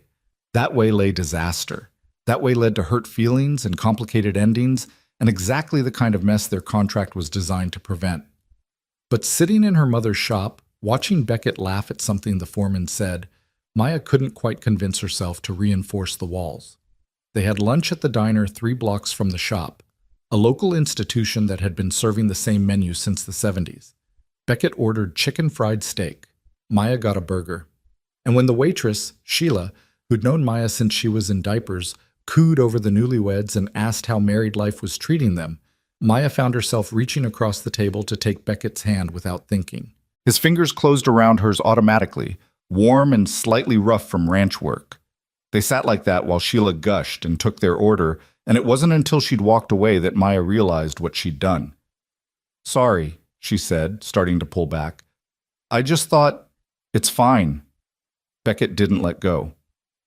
Good instinct. People are watching. Maya glanced around. He was right.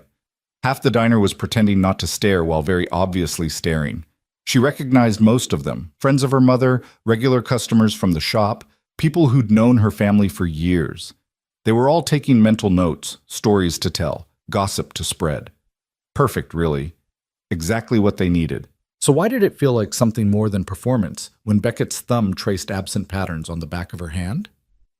Tell me about your father, Maya said, partly to distract herself, partly because she realized she knew almost nothing about the man whose will had orchestrated all of this. Beckett was quiet for a long moment. What do you want to know? What was he like? Beyond the business stuff, beyond what everyone says, who was he? Complicated. Beckett stared at their joined hands.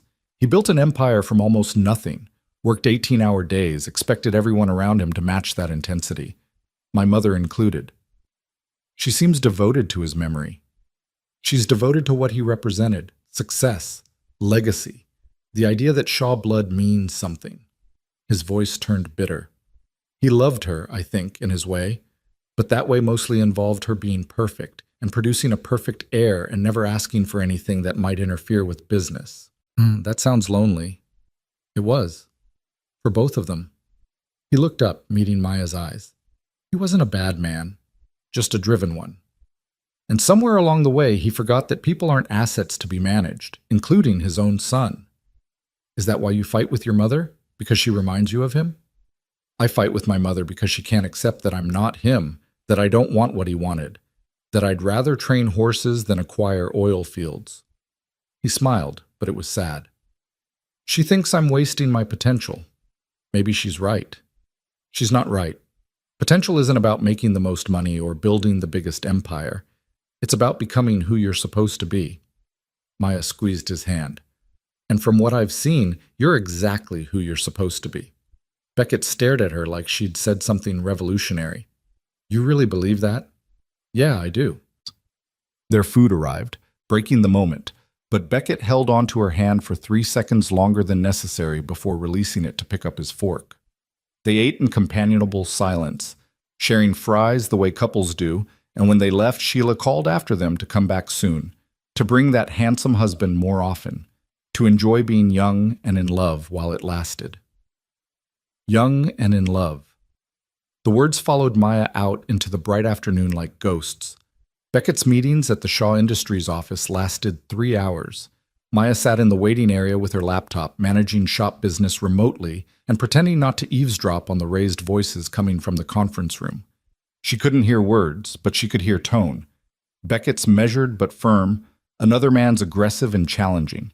When the door finally opened, Beckett emerged looking exhausted but satisfied, followed by three men in expensive suits, who nodded curtly at Maya before leaving without speaking. "Good meeting?" Maya asked. "Define good.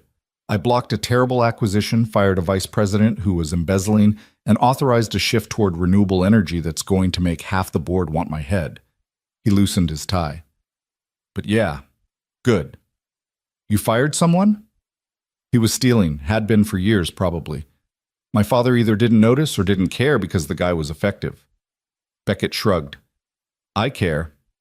They drove back to the ranch as the sun started its descent toward the horizon, painting everything gold and amber. Maya felt the stress of the day draining away as they left town behind, replaced by something that felt dangerously like contentment. This was becoming routine. Mornings together, days with separate responsibilities, evenings returning to the same place. It was starting to feel less like an arrangement and more like a life. Dangerous territory. Maya knew she should be more careful. But when they pulled up to the ranch house and Rosa met them at the door with news that Luna had been cleared by the vet for light exercise, and Beckett's face lit up with pure joy, Maya found herself sharing in it without reservation. They went to the barn together, watching Luna move in the training ring with the cautious grace of someone relearning their body. The mare was recovering beautifully, and Beckett's relief was palpable. "Want to ride?" he asked suddenly. Maya laughed. "I don't know how." "I'll teach you." "Now?" "Why not? We've got an hour before dinner. Luna needs to rest anyway, but I've got other horses that could use the exercise." He was already moving toward the tack room. "Come on, trust me. Trust me." The words should have triggered all her defenses. Instead, Maya found herself following him, letting him introduce her to a gentle bay mare named Honey, who apparently had the patience of a saint. Beckett saddled her with practiced efficiency, explaining each step, even though Maya knew she'd never remember it all. "Left foot in the stirrup, swing your right leg over. I've got you." His hands were on her waist, steadying her as she mounted. The horse was taller than Maya expected, and for a moment she felt a spike of fear at being so high off the ground. But Beckett's hands remained on her waist, solid and reassuring. "Okay?" he asked.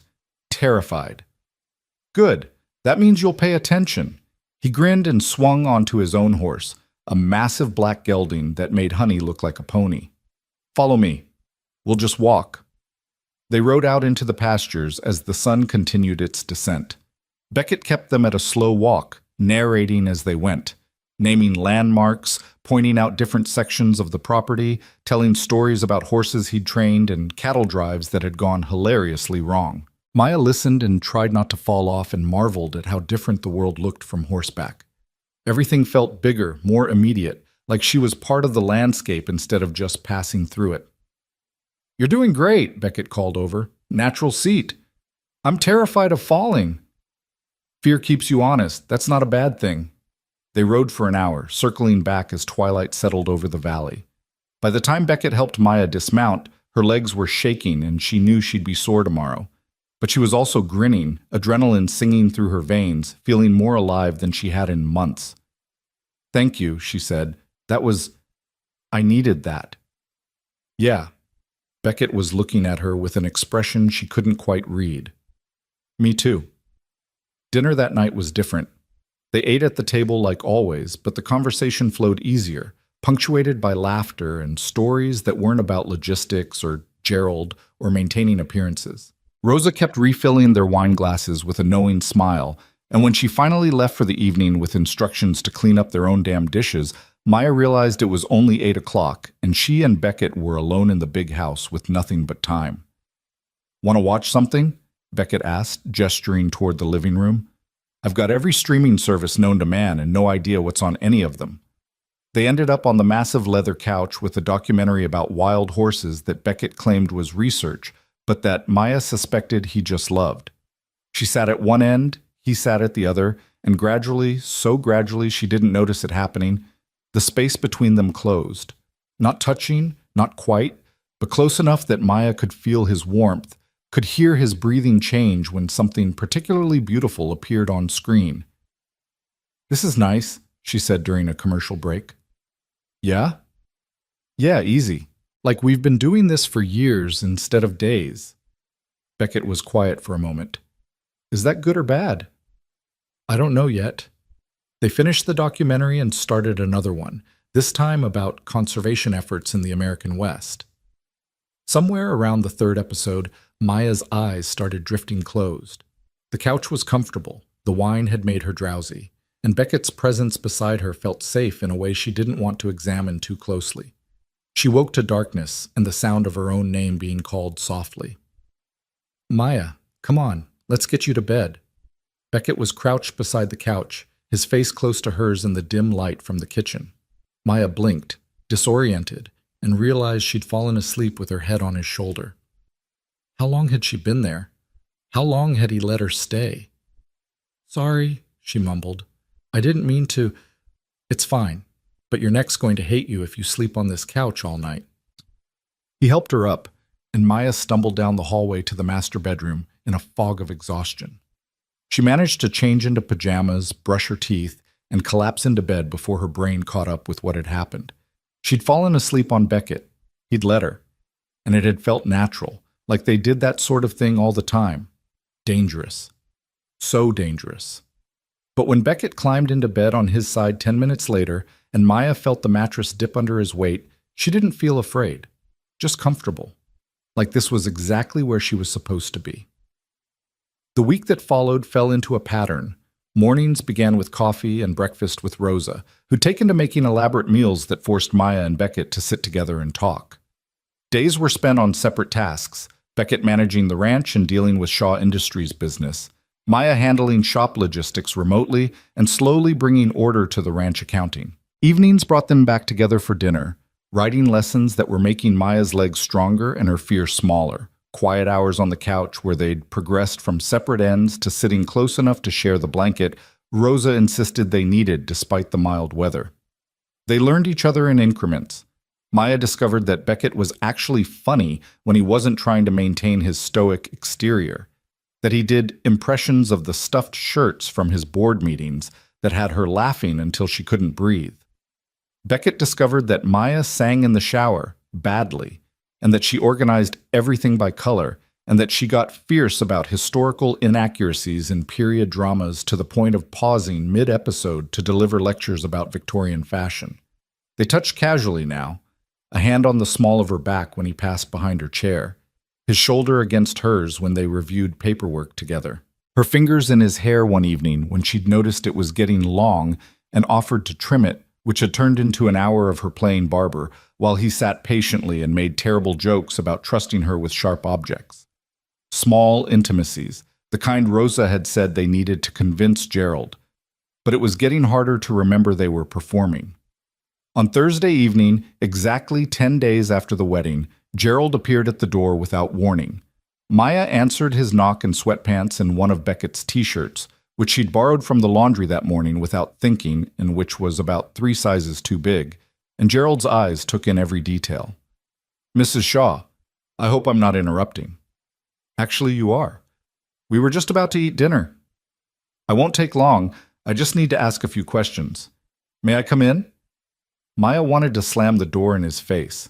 Instead, she stepped back and let him enter, calling for Beckett as she led Gerald to the living room. Beckett appeared from the barn, still in work clothes, took one look at their visitor, and his expression shuddered. Gerald, this is getting old. I'm simply doing my due diligence. Gerald settled into a chair like he owned it. I wanted to follow up on a few things from our last conversation. Maya, you mentioned you're working from here. What exactly does that entail? Maya sat beside Beckett on the couch, close enough their legs touched, and walked Gerald through her new routine. Managing the shop remotely, handling the ranch accounting, the daily rhythm she and Beckett had established. She kept her voice even, professional, giving him nothing to grab onto. And you're comfortable with this arrangement? Living so far from your mother, from everything you knew? I'm adjusting. It helps that Beckett's been so supportive. Supportive how? He helped save the shop. He drives me into town whenever I need to go. He's teaching me to ride. She reached for Beckett's hand without thinking. He makes me coffee every morning exactly how I like it. Gerald's eyes tracked the movement, noting the casual intimacy. How sweet. And Beckett, you're finding marriage agreeable? Very. Beckett's thumb traced patterns on Maya's hand, the same absent gesture from the diner. Maya's been exactly what this place needed. What I needed. What did you need? Someone who sees me instead of my father's legacy. Someone who cares about the horses and the ranch, not just the money. He looked at Maya as he said it, and something in his expression made her breath catch. Someone real. The words hung in the air between them, and Maya couldn't tell if he was performing for Gerald or telling the truth. Maybe both. Maybe neither. Maybe the line had blurred so completely that not even Beckett knew anymore. Gerald asked more questions about their daily schedule, about arguments they'd had, about future plans. Maya and Beckett answered in tandem, their responses overlapping and complementary, like they'd rehearsed it, which they hadn't. It was just that after 10 days of living together, of learning each other's rhythms and tells and ways of moving through the world, they'd developed a natural synchronization. Or maybe that was just what Maya wanted to believe. Finally, Gerald stood. Well, you're certainly presenting a united front, almost too perfect if I'm being honest. What's that supposed to mean? Beckett asked. It means real marriages have conflict, disagreements, moments where the cracks show. Gerald smiled his predatory smile.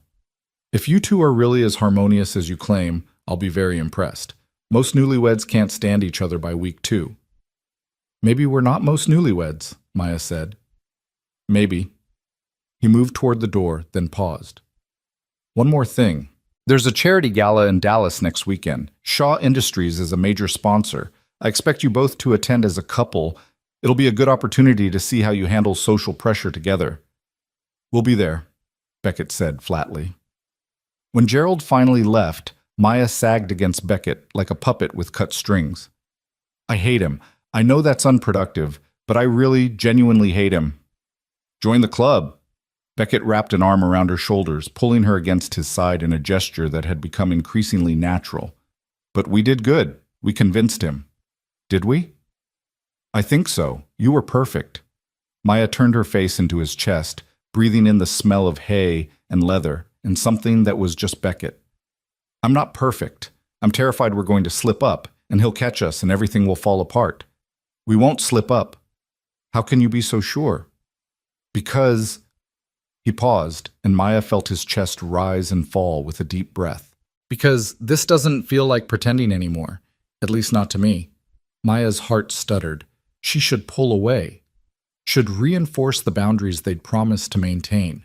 Should remind him that this was temporary, that in less than 3 months they'd go their separate ways, that getting emotionally invested was the worst possible idea. But she didn't. She just held on tighter and let herself believe for a moment that this could be real. The moment stretched between them, fragile and electric. Then Rosa called from the kitchen that dinner was getting cold and the spell broke. They pulled apart, but Beckett's hand found Maya's as they walked to the dining room, and he didn't let go until they had to pick up their forks. That night, lying in bed in the darkness, Maya stared at the ceiling and tried to sort through her feelings. When had this stopped being a performance? When had Beckett stopped being the intimidating stranger who'd bought her at their wedding and started being someone she actually cared about? When had the 3-month deadline started feeling less like freedom and more like a countdown to losing something precious? You awake? Beckett's voice came from the darkness beside her. Yeah. What I said earlier about it not feeling like pretending. He shifted and she could feel him turning toward her, though she couldn't see his face. I meant it, but I also want you to know, if you need to maintain distance, if this is getting too complicated, I understand. The contract still stands. 3 months, clean break, no obligations. Is that what you want? I want you to feel safe, whatever that means. Maya thought about safety, about the walls she'd built to protect herself, about the careful distance she'd tried to maintain, about how thoroughly Beckett Shaw had dismantled her defenses without even trying. Was safety the same as protection? Or could it be something else? Something that looked like trust and vulnerability and letting someone see the parts of you that scared you most? I don't feel unsafe, she said quietly. I don't know. Uncertain, but not unsafe. Okay. A pause. Can I ask you something? Yeah. Do you regret it? Saying yes? Marrying me? The question hung in the darkness between them. Maya thought about the shop, about her mother's relief, about the security that had come from Beckett's intervention. But she also thought about the morning coffee, the writing lessons, the easy laughter, and comfortable silences. The way he'd held her hand through Gerald's interrogation, the feeling of falling asleep with her head on his shoulder. No, she said finally. I don't regret it. Not anymore. She heard Beckett exhale, a sound that might have been relief. Good. That's good. They lay in the darkness after that, not touching, but close enough that Maya could feel his warmth radiating across the space between them. She should say something else, should maybe address the growing feelings that were making their arrangement increasingly complicated. But the words wouldn't come. Or maybe she was just too scared to say them out loud. So instead she just closed her eyes and let herself drift, comforted by the knowledge that she wasn't alone in this massive bed, in this massive house, in this increasingly massive mess of feelings that had started as a simple transaction and become something else entirely. The next morning brought news that Luna was well enough to return to her normal pasture. Maya helped Beckett walk the mare out, watching as he released her to run free with the other horses for the first time since the surgery. Luna moved carefully at first, then with increasing confidence, finally breaking into a canter that made Beckett laugh with pure joy. Look at her go, he said, his arm sliding around Maya's waist like it belonged there. She's going to be fine. Better than fine. Maya leaned into him, letting his warmth seep into her bones, and watched the gray mare run across the field in the morning light. Everything felt possible in that moment. Recovery, transformation, the idea that something broken could be mended into something even stronger than before. Maybe that applied to more than just horses. We should celebrate, Maya said impulsively. Dinner in town tonight, somewhere nice, my treat. Beckett looked down at her, surprised. You don't have to. I know, but I want to. Luna getting better, the shop being saved, all of it. We should mark the moment. A real date? The word sent a thrill through her that Maya absolutely shouldn't feel. Sure. A real date, or a fake date, whatever this is. Whatever this is, Beckett echoed, and when he smiled, it transformed his entire face into something young and hopeful and utterly devastating. They spent the day in separate preparation, Beckett dealing with ranch business while Maya dove into her closet, trying to find something appropriate for dinner that wasn't jeans or the wedding dress. She finally settled on a simple black dress she'd brought from home, something her mother had given her for Christmas years ago that still fit perfectly. Rosa appeared in the bedroom doorway as Maya was struggling with her zipper. Need help? Please. I can't quite reach. There. Thank you. Rosa studied Maya in the mirror with sharp eyes. You look beautiful. Nervous, though. Why nervous? I'm not nervous. Liar. You've been pacing for an hour. Rosa's reflection smiled. It's just Beckett. The man you see every morning before you've had coffee. Why so worked up? Because this feels different, real, like we're not playing roles anymore. Maya met Rosa's eyes in the mirror. What if I'm reading this wrong? What if he's still just performing for Gerald and I'm the idiot catching feelings? Oh, honey.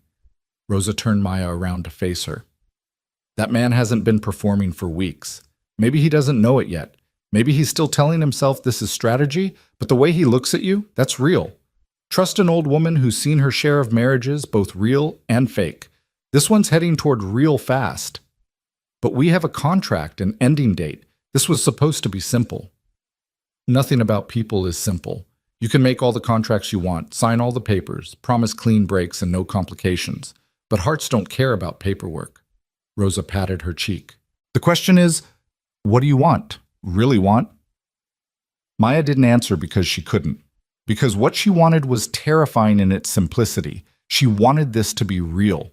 Wanted the coffee and the writing lessons and the quiet evenings to continue past the 3-month deadline.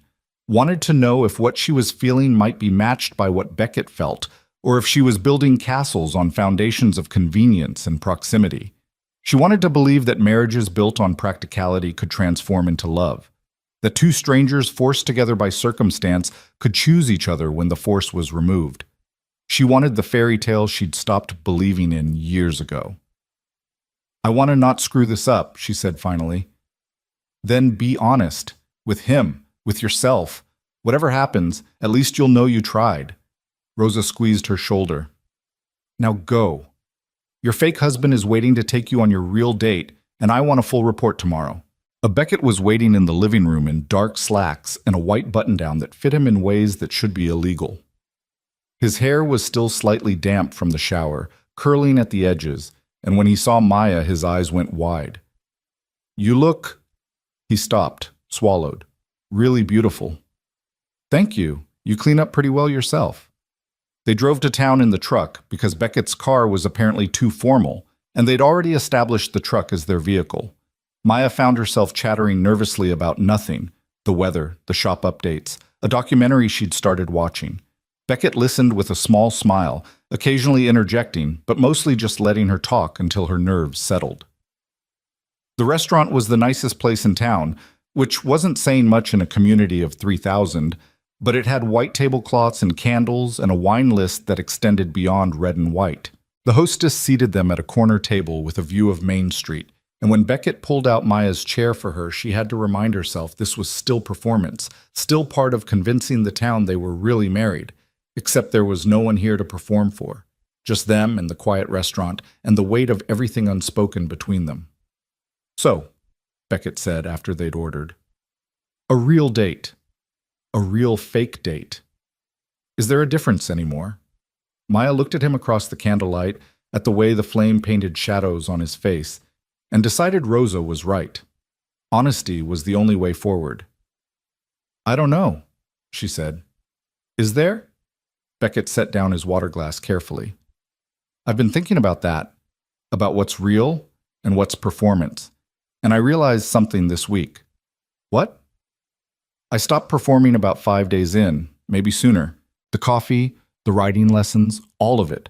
I started doing those things because I wanted to, not because Gerald was watching." He met her eyes. "I like you, Maya. Actually like you. Not as a business arrangement or a solution to a problem, but as a person I want to spend time with." Maya's heart was hammering so hard she could barely hear over it. "Beckett, I'm not asking you to feel the same way. I know this is complicated, and we have a contract, and I promised you a clean ending. I needed you to know that whatever this is for you, for me, it stopped being fake a while ago." The words hung between them like a bridge across a chasm. Maya could retreat, could remind him of the contract, could protect herself by maintaining the distance they'd promised. Or she could step onto that bridge and see where it led. "It stopped being fake for me, too," she admitted. "I've been trying to figure out when it happened. Maybe when you spent all day helping with the shop flood. Maybe when you taught me to ride. Maybe just gradually through coffee and dinner and learning how you take your eggs in the morning." She reached across the table, covering his hand with hers. "I like you too. More than I should, probably. More than is smart given our situation." Beckett turned his hand over, lacing their fingers together. "So what do we do?" "I don't know. Keep going? See what happens? Stop pretending we're pretending." "And the contract? The 3-month deadline?"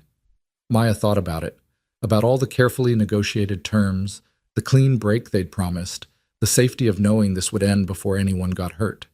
It had made sense at the time. Now it just felt like a barrier between them and something potentially beautiful. "Maybe we renegotiate," she said slowly.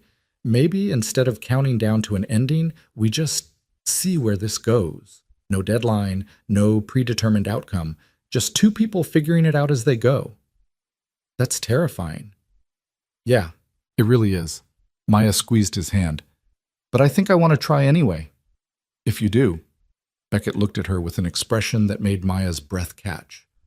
Wonder and fear and something that looked dangerously like hope all mixed together. "Yeah, I want to try." Their food arrived, interrupting the moment, but neither of them let go of the other's hand.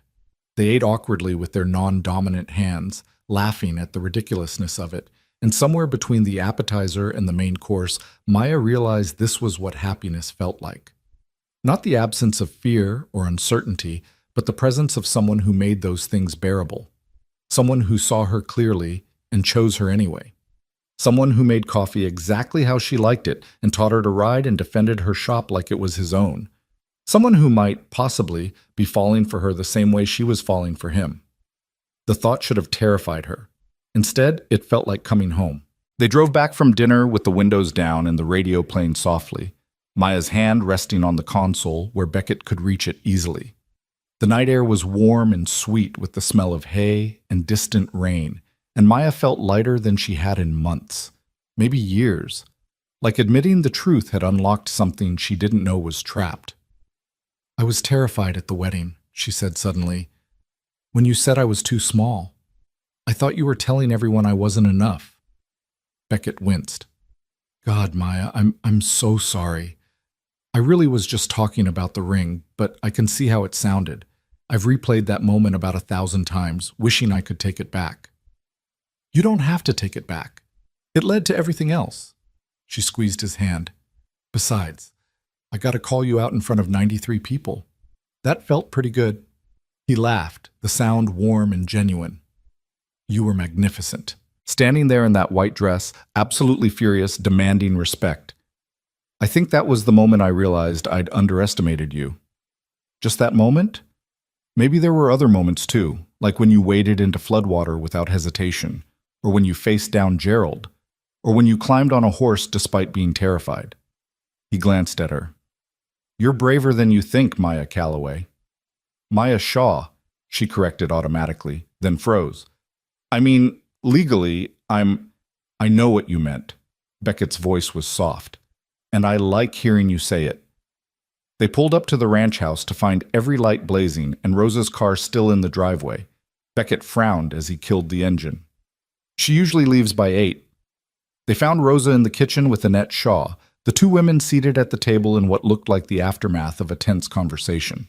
Annette stood the moment they walked in, her sharp eyes taking in their linked hands and dressed-up appearance. "Mother," Beckett said carefully, "what are you doing here?" "I came to speak with you. Rosa was kind enough to keep me company while I waited." Annette's gaze shifted to Maya. "I hope I'm not interrupting." "We were just getting back from dinner," Maya said, fighting the urge to drop Beckett's hand. She didn't. If they were done pretending, that meant facing Annette too. "How lovely! A date night already. You've been married, what, 2 weeks?" Annette's tone made it clear she found nothing lovely about it. "May I have a moment with both of you, privately?" Rosa stood, gathering her things with pointed slowness. "I'll see you tomorrow," she said, squeezing Maya's shoulder as she passed. Then quieter. "Stand your ground." When they were alone, Annette settled back into her chair like a queen on a throne. "Sit, please. This won't take long." Maya and Beckett sat across from her, still holding hands under the table. Annette noticed, of course. Her eyes missed nothing. "I've been thinking about this marriage," Annette began, "about the circumstances that led to it, about what it means for this family's future. And I've come to a decision." "What decision?" Beckett's voice was wary. "I'm going to support it." She held up a hand when Beckett started to speak. "Let me finish. I didn't approve initially. You know that. I had other plans for you, other women I thought would be more suitable for a Shaw, but I've been watching, and I've been listening to what people say about you two." "What do people say?" Maya asked. "They say you're good together, that Beckett smiles more, that you've brought something to this ranch that's been missing." Annette's expression softened fractionally. "They say you see him, not just the Shaw name and money, and that's rare." Beckett's hand tightened on Maya's. "So you're here to give us your blessing?" "I'm here to tell you that I was wrong. About you, about what this family needs, about what makes a good marriage." Annette looked directly at Maya. "I loved my husband, but our marriage was built on duty and expectation. We made it work, but it was never easy, never joyful. Watching you two these past weeks, the way you look at each other, the way you move together, it reminded me of what I sacrificed for the Shaw legacy." "Mother, I don't want that for you, Beckett. I don't want you to spend 40 years in a marriage of convenience wondering what real partnership might have felt like. She stood, smoothing her skirt. So I'm here to say I approve. Genuinely. Not because of the will or the trust or Gerald's machinations, but because I think you might actually be happy together if you let yourselves. The words hung in the air like a benediction. Maya felt tears prick her eyes unexpectedly. She hadn't realized how much she'd wanted Annette's approval until she had it. Thank you, Maya managed. That means, thank you. Annette nodded crisply. Now, Gerald tells me there's a gala next weekend. I'll be attending as well. I expect you both to be there, presenting a united front. Whatever questions he asks, whatever tests he manufactures, I'll be supporting your answers. She moved toward the door, then paused. One more thing, the ring situation. That was embarrassing for everyone. Get it properly sized, Beckett. Details matter. She was gone before either of them could respond, her car pulling away in a spray of gravel that seemed very unlike composed Annette Shaw. Did that just happen? Maya asked.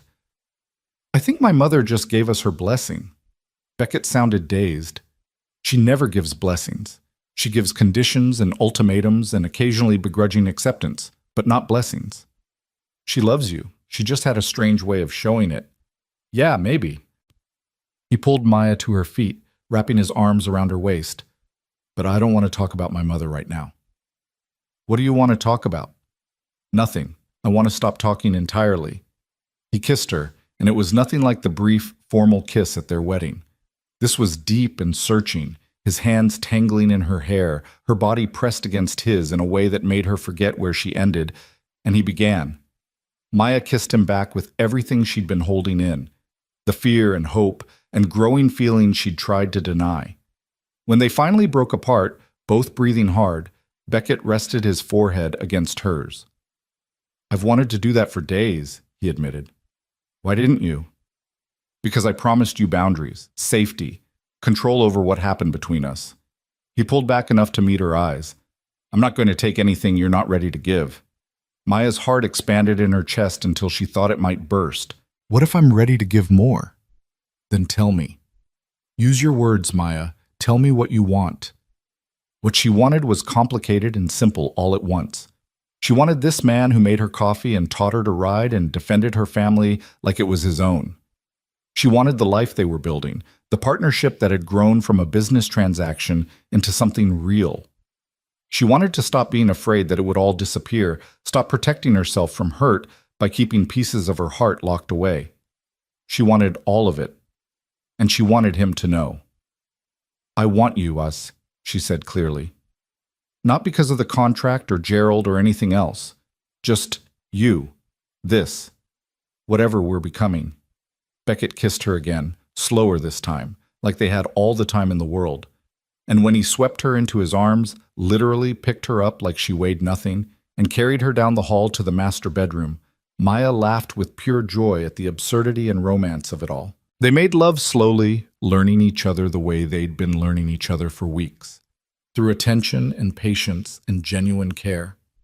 Afterward, wrapped in sheets in each other's arms, Maya felt a peace she'd never experienced before, like all the jagged pieces of her life had finally aligned into something whole. No more separate sides of the bed, Beckett murmured against her hair. No more separate anything, Maya agreed. They fell asleep tangled together, and when Maya woke in the deep hours of the night, she let herself watch him sleep. His face was softer in sleep, younger, the hard edges smoothed away. She traced the scar through his eyebrow with a gentle finger, and he stirred slightly but didn't wake. This man had entered her life as a solution to a problem, a business arrangement that should have been simple. Instead, he'd become something else entirely. Someone who saw her completely and chose her anyway. Someone she was choosing right back. The thought should have terrified her. Instead, it felt like coming home. The week leading up to the Dallas Gala passed in a blur of preparation and growing intimacy. Maya and Beckett fell into new rhythms. Mornings that started with kisses instead of just coffee, days spent working side by side in the ranch office, evenings writing together as Maya's skill improved and her fear receded. They talked about everything and nothing, filling in the gaps of each other's histories, building the foundation that their rushed beginning had skipped. Maya learned that Beckett's scar came from a childhood accident with a horse that had taught him to respect animals' boundaries. That he'd wanted to be a veterinarian before his father had insisted business school was the only acceptable path. That he'd been in love once, in college, with a woman who'd left him when she'd realized the Shaw money came with expectations she didn't want to fulfill. Beckett learned that Maya's father had died of a heart attack when she was 21, that she still dreamed about him sometimes, that the shop wasn't just a business but a connection to him she couldn't bear to sever, that she'd almost married someone else 2 years ago, a perfectly nice man who'd proposed and whom she'd turned down because something essential had been missing, that she'd been waiting for that missing piece without knowing what it was. "Did you find it?" Beckett asked one night as they lay in bed, her head on his chest, his fingers tracing lazy patterns on her arm. "Find what?" "The missing piece. Whatever made you say no to that other guy?" Maya thought about it. "I don't know. Maybe. Or maybe I was looking for the wrong thing. Maybe the missing piece wasn't something to find, but something to build." "With me?" "With you." He kissed the top of her head, and they drifted off to sleep wrapped in the comfortable silence of people who'd stopped being strangers and become partners in the truest sense. Emma visited midweek, appearing at the ranch with suspicious eyes and a bottle of wine. Rosa let her in with a knowing smile, and Maya found herself dragged to the sunroom for what Emma called an intervention, but also just gossip. "Okay, spill," Emma demanded the moment they were alone. "You've been dodging my calls, you haven't been to town in days, and when I talked to your mom, she got all misty-eyed and said you seemed happy. So what's happening? Are you okay? Is he treating you well? Do I need to commit a murder?" Maya laughed despite her nerves. "No murder necessary. I'm really good, better than good. Define better than good." So Maya told her. Not everything, some things were too private, too new, but enough. The way the arrangement had shifted from business to genuine connection. The conversations and shared moments. The terrifying realization that she was falling for her husband despite every intention to keep things simple. Emma listened with increasingly wide eyes. "Maya Calloway, Shaw, sorry. Are you telling me you've actually fallen for this guy?" "I think so. Is that insane?" "Honestly, kind of, but also kind of beautiful." Emma grabbed Maya's hands. "I was so worried about you. I thought you'd made this terrible sacrifice that would eat you alive. But you're glowing, like actually glowing. I haven't seen you this happy since I don't even know when." "It's terrifying," Maya admitted. "Because what if I'm wrong? What if this is just proximity and convenience, and I'm confusing gratitude with real feeling? What if it all falls apart?" "What if it doesn't?" Emma countered. "What if this weird business arrangement turned into actual love? Weirder things have happened." "Have they?" "Probably not, but let me have my romantic moment." Emma squeezed her hands. "Look, you know I'll support you whatever you decide. If you want to run, I've got the getaway car ready. But if you want to stay, if you want to see where this goes, I think you should. You deserve to be happy, Maya, even if it started in the weirdest possible way." They talked for another hour, Emma catching her up on town gossip and shop developments while Maya filled her in on ranch life and Rosa's increasingly obvious matchmaking efforts. By the time Emma left, Maya felt lighter. Having her cousin's blessing, and her mother's, and even Annette's, made this feel more real, more possible. She found Beckett in the barn with Luna, who'd been cleared for light training. He was working her in a round pen, his movements fluid and confident, speaking to the mare in that low voice that made Maya's stomach flip. "She looks good," Maya said, leaning on the fence. "She's healing beautifully. Another month and she'll be back to full work." He brought Luna to a stop and turned to Maya. "How was Emma?"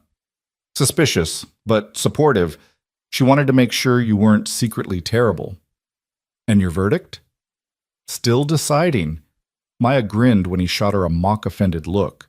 "I'm kidding. You're definitely not terrible. Maybe even the opposite of terrible." "The opposite of terrible." High praise. "Don't let it go to your head." He crossed to the fence, reaching over to cup her face. "Too late. Everything you say goes to my head, among other places." "Beckett Shaw, are you flirting with me? Is it working?" "Extremely."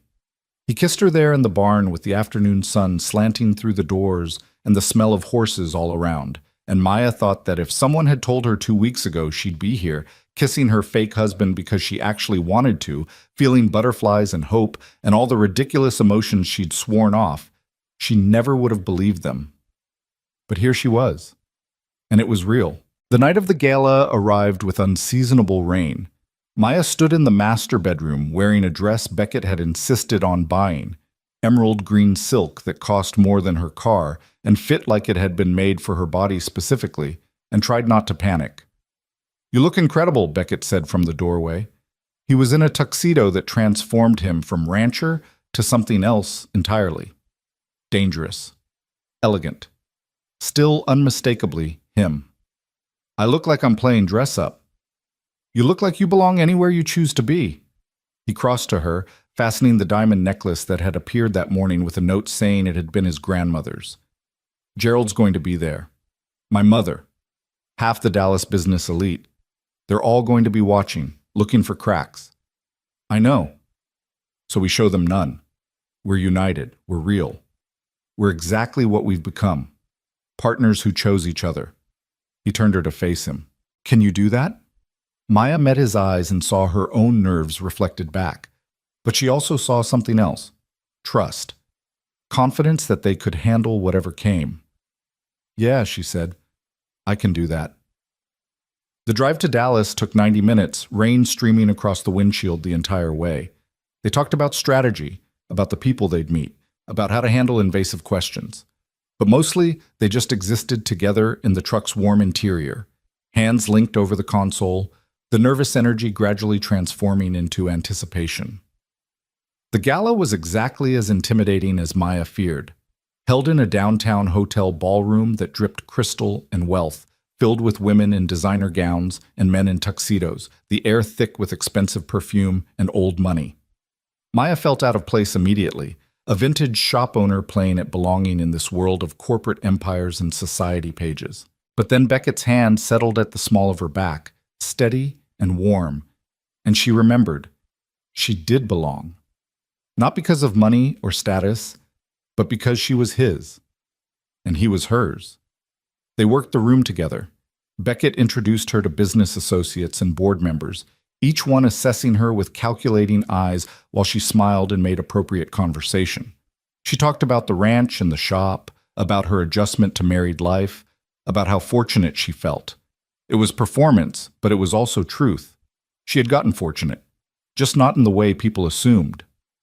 Gerald appeared an hour in, resplendent in a tuxedo and accompanied by a woman 20 years his junior who looked bored out of her mind. "Beckett, Maya, you both look well." "Gerald," Beckett said evenly. "Good to see you." "Is it?" Gerald's smile was sharp.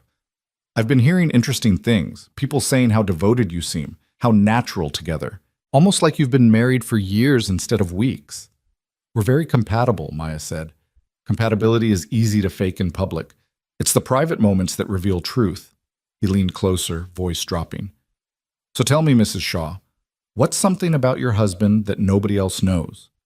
Something intimate that would prove you're really living as man and wife?" Maya's mind raced. This was the test. The moment Gerald had been building toward. She could feel Beckett tense beside her, could sense the room's attention shifting toward their conversation, even though people pretended not to listen. And suddenly she knew exactly what to say. "He sings in the shower," she said clearly. "Badly. Old country songs mostly, but sometimes he throws in random classical pieces if he thinks nobody's listening. He's terrified of spiders despite being twice their size. He makes coffee for me every morning exactly how I like it, because he paid attention to how I made it once and remembered. He talks to the horses like they're people, and sometimes I think he understands them better than he understands humans. He reads before bed, usually biographies, and when something interesting comes up, he'll read passages out loud even though I'm half asleep. And when he thinks I'm sleeping, he watches me with this expression like he can't quite believe I'm real." She turned to Beckett, whose eyes had gone wide. "He's kind and stubborn and terrible at delegating. He works too hard and sleeps too little and carries the weight of expectations that would crush most people. He's nothing like his father and everything this ranch needs. And I know all of that because I live with him. Because I sleep beside him every night and wake up to him every morning. Because this marriage might have started as business, but it's become the realest thing in my life. The silence that followed was deafening. Gerald stared at her, his trap turned back on itself. Beckett's hand found hers, squeezing so hard it almost hurt. And around them, the ballroom seemed to collectively exhale, people returning to their conversations with knowing smiles. "Well," Gerald said finally, "that was quite detailed. You asked for intimate knowledge. I provided it." Maya lifted her chin. "Are we done here? Because I'd like to dance with my husband." Gerald studied them for a long moment, and Maya could see his mind working, looking for the angle, the crack, the proof of fraud. But there was nothing to find, because it wasn't fraud. Not anymore. "Enjoy your evening," he said at last, and melted back into the crowd. Beckett pulled Maya onto the dance floor without a word, his arms wrapping around her as they swayed to music she didn't hear over her pounding heart. "That was," he started, "too much? I'm sorry, I just couldn't stand there and let him imply we were lying when—" "Amazing. That was amazing." He pulled back enough to see her face. "You defended us, defended this, and every word was true. You really do sing in the shower.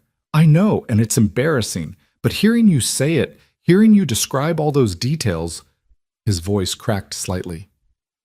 "That's when I knew." "Knew what?" "That I love you." The words came out simply, without ceremony, like he was stating a fact as obvious as the rain outside. "I love you, Maya. Not because of the contract or the arrangement or convenience, because you're brave and brilliant and you see me, really see me, and you chose me anyway.